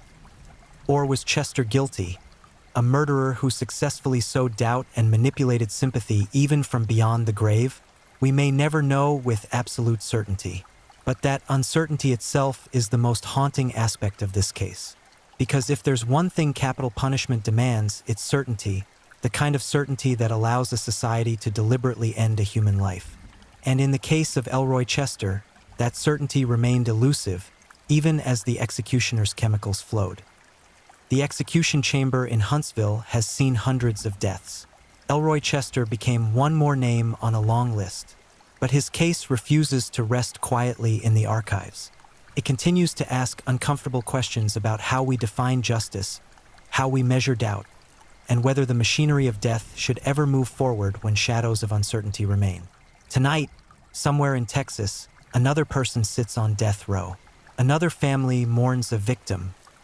Another jury will soon decide between life and death. And the ghost of Elroy Chester whispers a warning that may never be fully heard. Sometimes the monster isn't the one strapped to the gurney. Sometimes the monster is certainty itself, the dangerous conviction that we know beyond doubt, that we've found the truth, that we can kill without error. That monster lives in courtrooms and jury boxes, in forensic labs and execution chambers. And unlike the people we execute, that monster never dies. If you're enjoying these stories, don't forget to leave a comment. I'd love to know where you're tuning in from and what time it is in your part of the world. And if you haven't already, make sure to like this video and subscribe so you never miss the next true crime story to help you unwind. Now, let's get into our final story. Story 4, The Digital Hostage. When San Francisco's network administrator held a city captive, one man's finger hovered over a button that could erase an entire city's digital existence, and he'd already pressed it halfway. The keys to San Francisco weren't made of metal anymore. They were lines of code, and the wrong person had just changed all the locks. We're diving into the mind of a man who didn't need a gun or a bomb to bring a metropolis to its knees. He weaponized knowledge itself, turning Silicon Valley's greatest strength into its most terrifying vulnerability. And when they tried to stop him, he proved that the most dangerous cage isn't one with bars, but one made of passwords that only a ghost knows how to open. July 2008. San Francisco's digital heartbeat pulses through miles of fiber optic cable, invisible and unnoticed. The way blood flows through veins, essential, constant, forgotten until something goes catastrophically wrong. Somewhere in the bowels of the city's Department of Technology, past the fluorescent-lit corridors where the coffee always tastes like burnt desperation, Terry Childs sits before a wall of monitors, his fingers dancing across keyboards with the precision of a surgeon and the cold detachment of an executioner. He isn't just any IT worker. He's the architect of the city's entire network infrastructure, the puppet master who controls every digital string connecting police databases to fire department dispatch systems, connecting hospitals to emergency services, connecting the lifeblood of a modern city to its beating heart. For years, he's been the only one who truly understands the labyrinthine system he's built. A fortress of routers, switches, and servers so complex that it might as well be written in a language only he speaks. But something's rotting beneath the surface of this digital kingdom. Management has started asking questions. They want access. They want passwords.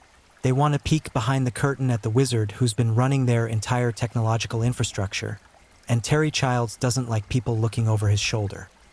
He's worked too hard, sacrificed too much, built something too perfect to let amateurs with management degrees and zero technical knowledge stick their clumsy fingers into the machinery.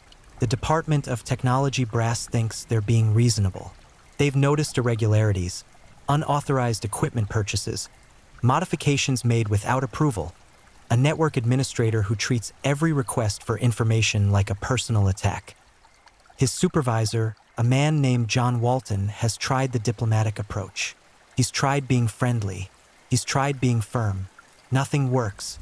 Terry Childs operates in his own world, governed by his own rules, and every attempt to rein him in only makes the walls around his digital fortress higher, thicker, more impenetrable.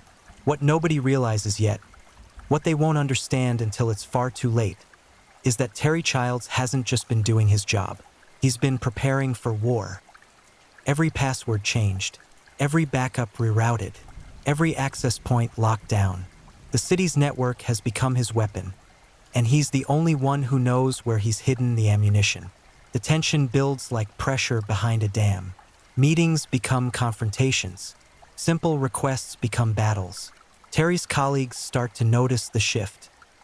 The way his jaw tightens when anyone mentions protocols, the way his eyes go cold when supervisors enter the server room, the way he started working longer hours, odd hours, hours when nobody else is around to see what he's doing in the digital darkness. June turns to July.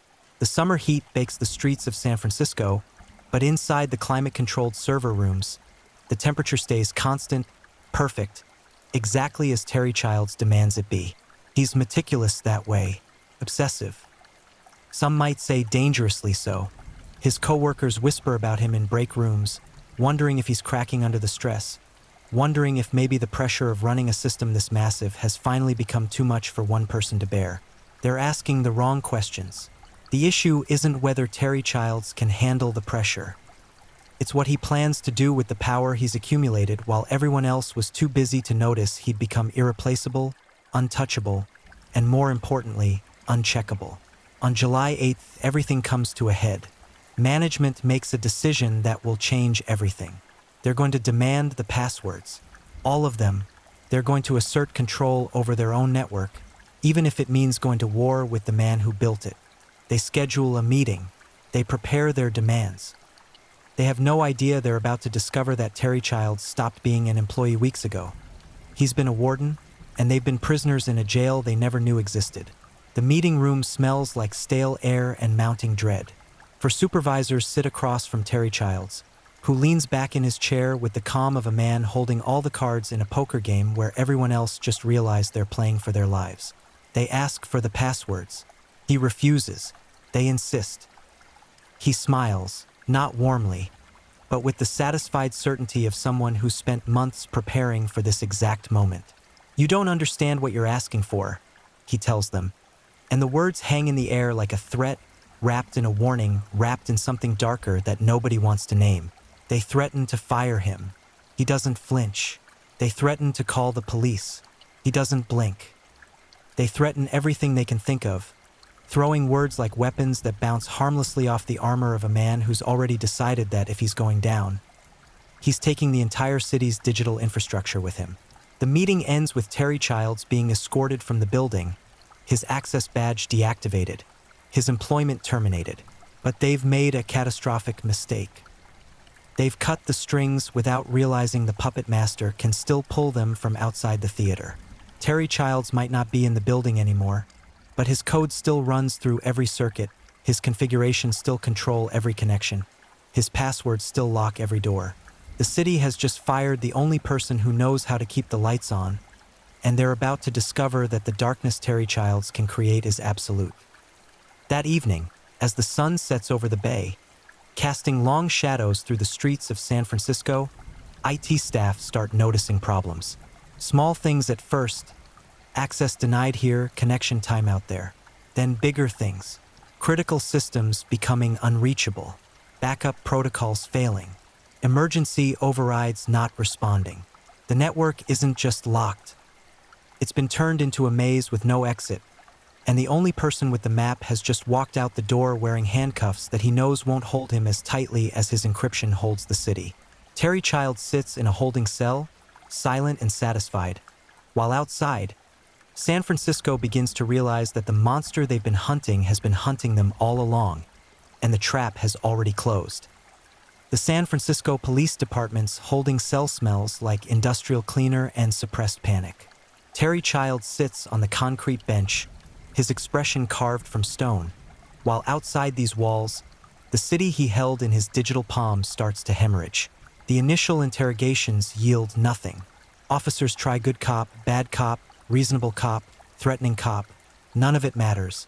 Terry Childs speaks only to his attorney, and his silence echoes louder than any confession could. Back at the Department of Technology, chaos metastasizes like cancer through the organization. Senior network engineers stare at screens filled with authentication failures and error messages, their faces reflecting the blue-white glow of monitors displaying nothing but locked doors and denied access. The Fiber WAN, the wide area network that connects every city department, every emergency service, every critical system, has become an impenetrable fortress, and they're locked outside. The scope of the disaster unfolds in horrifying increments. The Department of Emergency Management can't access crucial systems. The police department's databases start throwing errors. The city's email system, which handles everything from parking tickets to emergency communications, teeters on the edge of collapse. Over 60,000 city employees suddenly find themselves cut off from the digital tools they need to do their jobs. It's like someone has severed the nervous system of an entire metropolitan area, and the body is starting to convulse. What makes it even more nightmarish is the architecture itself. Terry Childs didn't just build a network. He built a masterpiece of paranoid engineering, a digital labyrinth so convoluted that even experienced network administrators look at the configuration files and see nothing but recursive loops and dependencies that reference other dependencies that circle back on themselves like Escher drawings made of code. He'd spent years creating a system that only he could navigate, eliminating redundancies, removing fail-safes, ensuring that every critical pathway ran through choke points that required his specific knowledge to traverse. The city calls in outside experts. Network security specialists from private firms arrive with confident swagger that evaporates within hours of examining the infrastructure. One consultant, a veteran with 20 years of experience cracking corporate networks, spends 3 days trying to find a backdoor before admitting defeat. "I've never seen anything like this," he tells the increasingly desperate city officials. "It's not just locked. It's locked with locks that haven't been invented yet, and every time you try to force one open, 3 more appear." The financial hemorrhaging begins immediately. Every hour the network remains compromised costs the city tens of thousands of dollars in lost productivity and emergency contractor fees. The mayor's office fields angry calls from department heads whose work has ground to a halt. The media catches wind of the story, and suddenly San Francisco's technological nightmare becomes national news. Headlines scream about the rogue IT administrator who held a city hostage, and Terry Childs' mugshot appears on screens across the country, his expression revealing nothing, giving away nothing, the perfect mask of a man who knows exactly what he's done and feels no regret whatsoever. But the true horror isn't just in the locked systems, it's in the vulnerability. San Francisco's emergency services depend on that network. Police dispatch, fire department coordination, ambulance routing. All of it runs through the infrastructure that Terry Childs controls from his jail cell through the simple act of not speaking.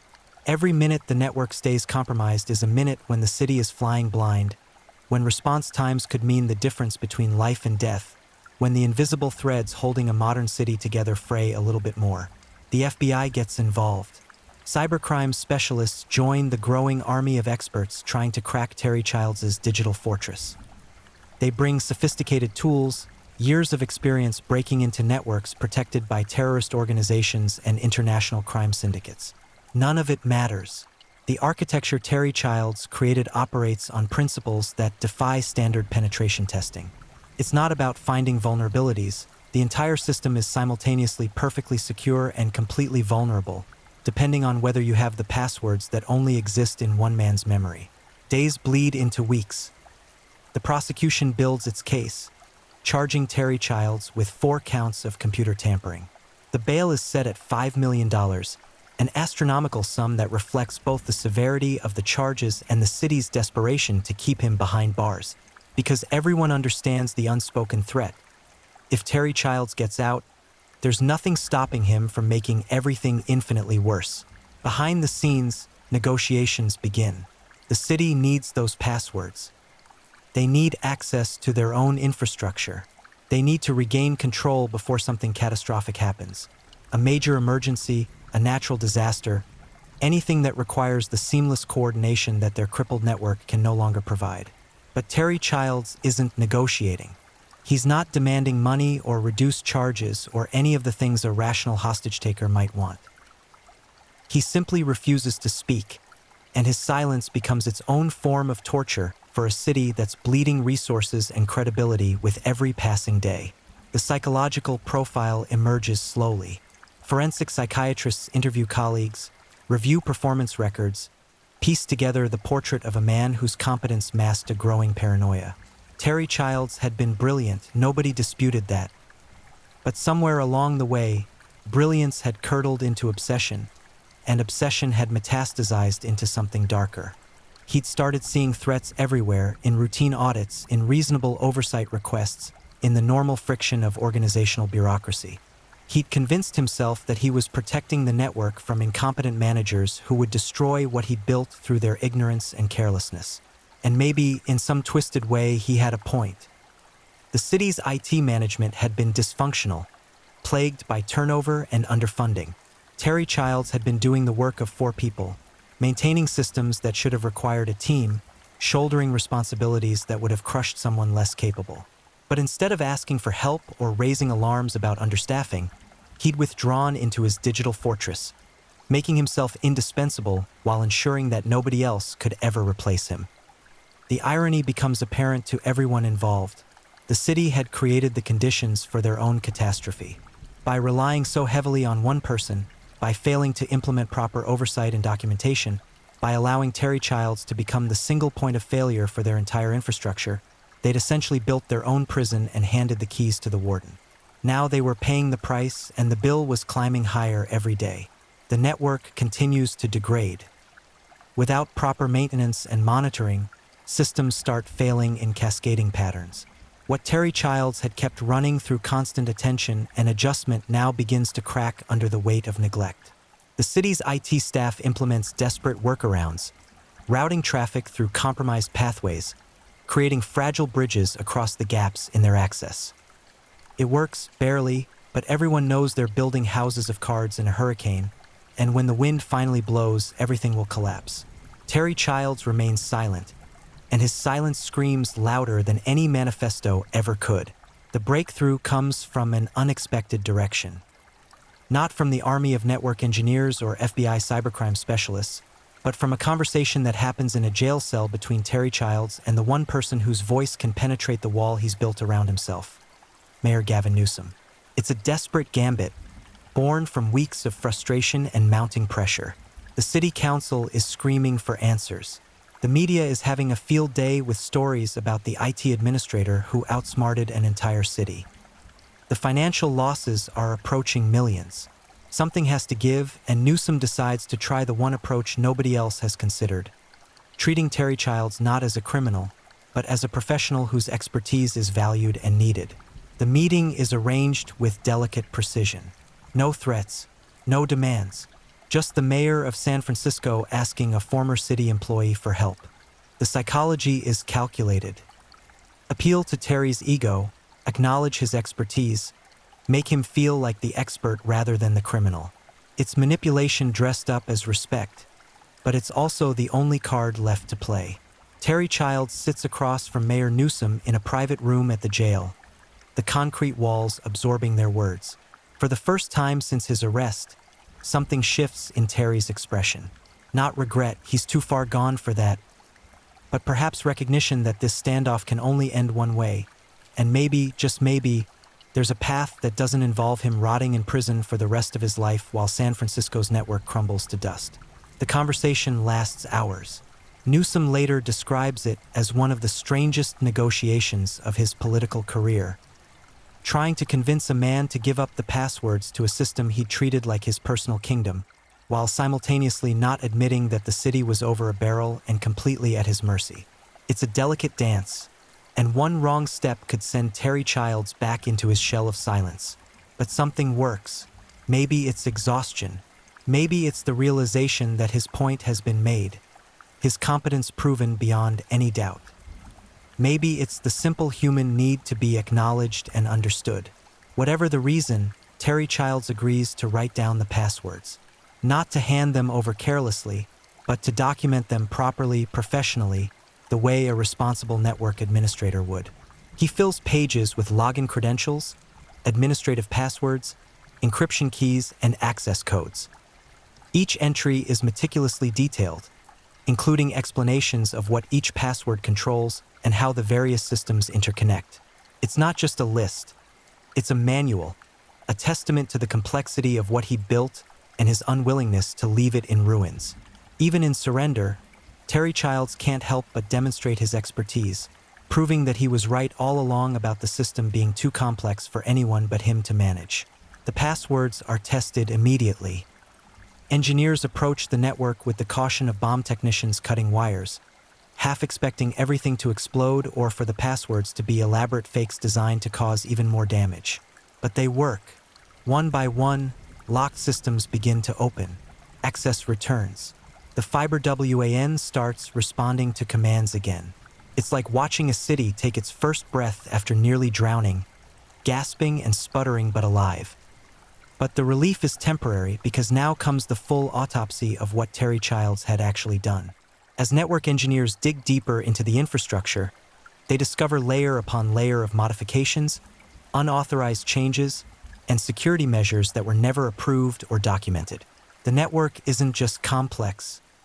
It's been deliberately obscured, turned into a maze that only Terry could navigate because he'd been the one designing the maze while everyone else thought he was just doing maintenance. The investigation reveals purchases of equipment that were never authorized, configurations that violated city policy, and backdoors that Terry had created ostensibly for emergency access, but which also served to centralize control in his hands. It paints a picture of a man who'd gradually, systematically transformed from a dedicated employee into something else entirely, a digital dictator ruling over a kingdom that existed in cables and code. The trial preparation begins in earnest. The prosecution faces a unique challenge. How do you explain to a jury what Terry Childs actually did when most people barely understand how email works, let alone the intricacies of network administration and the subtle difference between security and sabotage? They need to make the technical accessible, turn lines of code into a narrative of betrayal and abuse of power. Terry Childs' defense team takes a different approach. They argue that Terry was doing his job, protecting the network from incompetent management, maintaining security, preventing unauthorized access. They paint him as a scapegoat for a dysfunctional IT department that failed to implement proper oversight and then blamed their best employee when the chickens came home to roost. It's not a bad argument, because buried in the hyperbole and the legal maneuvering is a grain of uncomfortable truth. The city's IT management had been a disaster, and Terry Childs had been holding things together through sheer competence until the pressure finally broke something fundamental in his judgment. The media coverage intensifies. Terry Childs becomes a Rorschach test for people's anxieties about technology and power. Some see him as a villain, a rogue employee who held a city hostage out of spite and ego. Others see him as a victim of bureaucratic incompetence, a skilled professional driven to desperate measures by managers who didn't understand or appreciate what he was doing. The debate rages on tech forums and in editorial pages, with everyone projecting their own experiences with IT departments and dysfunctional workplaces onto this one spectacular implosion. Behind the scenes, San Francisco begins the long, painful process of rebuilding their network infrastructure. They hire a team of consultants who spend months documenting systems, creating proper backup procedures, implementing the kind of oversight and redundancy that should have existed all along. It costs millions of dollars, money that could have been spent on schools or infrastructure or any of the 1,000 things a city needs. But the alternative is leaving themselves vulnerable to the next Terry Childs, whoever and wherever that might be. The psychological examination of Terry Childs reveals a man who'd convinced himself he was the hero of his own story. In his mind, he wasn't sabotaging anything. He was protecting the network from people who were too ignorant and careless to be trusted with it. He'd taken his responsibility so seriously that he'd crossed the line from dedication into obsession, from caution into paranoia. The tragedy is that he was genuinely good at his job, skilled enough that if he'd been willing to work within the system, to train others and document his work, he could have been an asset instead of a catastrophe. But that's not what happened. Instead, Terry Childs had built a prison for San Francisco's digital infrastructure, and then he'd climbed inside it himself, confusing the walls he'd built to keep others out with walls that protected something worth preserving. And when they finally tore those walls down, what they found inside was just a man who'd forgotten that being indispensable and being right are not the same thing, and that sometimes the greatest threat to a system isn't external attacks or incompetent management. It's the true believer who can't imagine anyone else being trustworthy enough to help. The passwords were handed over, but the damage extended far beyond locked systems and lost productivity. Terry Childs had exposed a vulnerability that every modern city shares: the terrifying dependence on digital infrastructure managed by people whose power is invisible until they decide to make it visible. And by then, it's already too late to do anything but negotiate with someone who holds all the cards and isn't interested in playing fair. April 27, 2010. Nearly 2 years after Terry Childs was arrested, the jury returns with a verdict that will close one chapter of this digital nightmare while leaving others uncomfortably open. The courtroom is packed with IT professionals, city officials, and journalists who've been following this case like it's the trial of the century. Which, in some ways, it is. This isn't just about one man and one city. It's about the future of how we think about digital security, employee oversight, and the terrifying power that technical knowledge provides in an increasingly networked world. The charges against Terry Childs are specific but devastating. 1 count of computer tampering for denying the city access to its own network. The prosecution has spent months building a case that walks the jury through the technical details without drowning them in jargon, using metaphors and analogies to explain how what Terry did was equivalent to a locksmith changing all the locks on someone's house and refusing to give them the new keys. The defense has fought back with everything they have. They've called expert witnesses who testified about standard security practices in network administration. They've painted Terry Childs as a conscientious employee who was trying to protect the network from managers who didn't understand the risks of allowing unauthorized access. They've argued that Terry was never explicitly ordered to hand over the passwords to specific individuals, and that his refusal was based on legitimate security concerns rather than malicious intent. The jury deliberates for 6 days. 6 days of wrestling with technical concepts that most of them barely understand, trying to separate legitimate security practices from sabotage, attempting to determine where reasonable caution crosses over into criminal obstruction. The length of the deliberation itself tells a story. This isn't a simple case with obvious answers. It's a tangled mess of organizational dysfunction, technical complexity, and one man's descent from valued employee to digital hostage taker. When the verdict comes, it lands like a hammer. Guilty on 1 count of computer tampering. Not guilty on the other 3 counts. It's a split decision that satisfies nobody completely and leaves everyone arguing about what it means. The prosecution celebrates the guilty verdict as validation that what Terry Childs did crossed the line from security into sabotage. The defense points to the 3 not guilty verdicts as proof that Terry's actions weren't the simple case of malicious tampering that the city wanted everyone to believe. The sentencing phase becomes its own battlefield. The prosecution argues for a lengthy prison term. This wasn't just any crime. It was an abuse of privileged access that crippled a major city and cost millions of dollars. They paint Terry Childs as someone who weaponized his knowledge out of spite and ego, who held an entire city hostage to prove a point about his own indispensability. The defense argues for leniency, pointing to Terry's years of dedicated service, his lack of any prior criminal record, and the contributing factors of organizational dysfunction that created the circumstances for this disaster. They call character witnesses who describe Terry as dedicated, hardworking, someone who cared deeply about the network he maintained. They argue that prison time would be excessive punishment for what was essentially a workplace dispute that spiraled out of control. On August 6, 2010, Judge Kevin M. Ryan sentences Terry Childs to 4 years in prison. It's a sentence that splits the difference between the prosecution's demands and the defense's pleas for mercy. And like the verdict itself, it satisfies nobody completely. Terry Childs will serve his time in federal prison, a highly skilled network administrator locked away from the very technology that defined his life and led to his downfall. But the story doesn't end with the sentencing. The Terry Childs case becomes a cautionary tale that ripples through IT departments across the world. Organizations start asking uncomfortable questions about their own infrastructure. Do they have proper documentation? Are critical systems dependent on single individuals? What safeguards exist to prevent a trusted employee from becoming a digital dictator? The case study gets taught in business schools and cybersecurity programs. It becomes a perfect example of how technical debt isn't just about outdated code or inefficient systems. It's about organizational structures that concentrate too much knowledge and power in too few hands. Companies start implementing policies requiring multiple people to have access to critical passwords, storing credentials in secure vaults that can be accessed by management if needed, creating redundancy not just in systems but in expertise. San Francisco itself undergoes a complete overhaul of its IT governance. The Department of Technology implements new policies, new oversight mechanisms, new training programs designed to prevent another Terry Childs situation. They hire additional staff, create proper documentation standards, and build in the kind of checks and balances that should have existed all along. It's expensive and time-consuming, but cheaper than another crisis.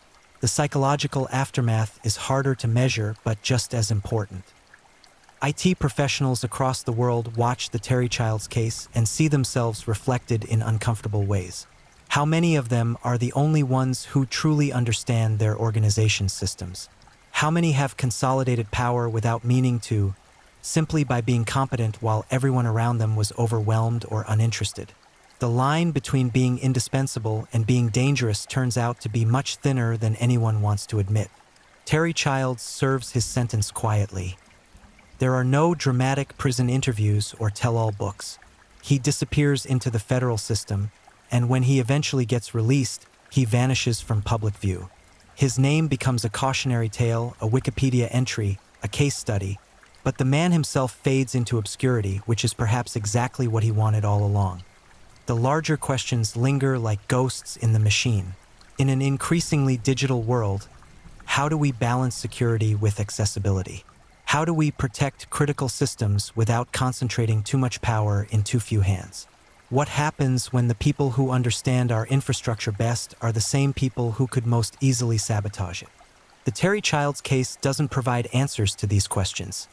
It just makes them impossible to ignore.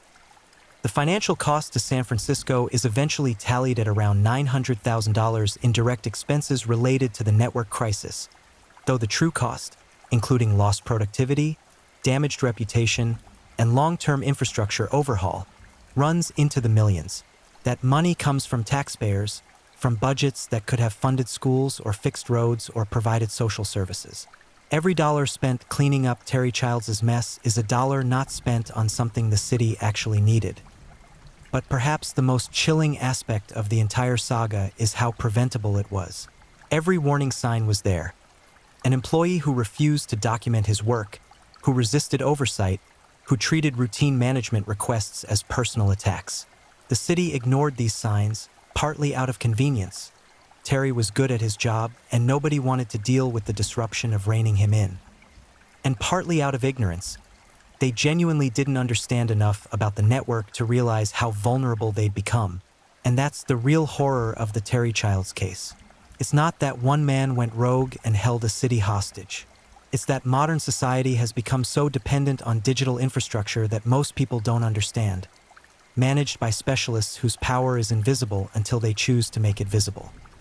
We live in glass houses built on foundations of code, and we've handed the keys to people who could shatter everything with a few keystrokes. Terry Childs proved that the locks we put on our digital doors are only as strong as the trust we place in the people who hold the keys. And when that trust breaks, when dedication curdles into obsession, when security becomes sabotage, when an employee decides that protecting the system means protecting it from everyone including the people who own it, the damage can be catastrophic. The network lights in San Francisco burn bright now, managed by teams of administrators with proper oversight and documentation. The crisis has passed. The systems are secure. But somewhere in the code, in the configurations and protocols that keep a modern city running, there's a ghost. A reminder that the greatest threats to our increasingly digital world don't come from faceless hackers in foreign countries, but from the people we trust most, the ones we rely on every day to keep the lights on and the data flowing. Terry Childs taught us that lesson the hard way, and the scars from that education will last long after his prison sentence is finished and his name is forgotten by everyone except the people who study disasters to prevent the next one. The monster we hunted turned out to be wearing a keycard and sitting in a cubicle, and by the time we realized it, he'd already locked us out of our own house and thrown away the keys, or at least hidden them behind passwords that existed nowhere except in the twisted maze of one man's brilliant, paranoid, ultimately self-destructive mind. Thank you for watching and being part of this dive into the dark and fascinating stories that keep us all on edge. If you enjoyed the ride, remember to like, subscribe, and share with others who crave a good mystery. Tell us where you're watching from. I love knowing where in the world our true crime family is tuning in. Your presence means a lot. Until next time, stay safe, stay curious, and keep digging into the shadows where truth and mystery meet.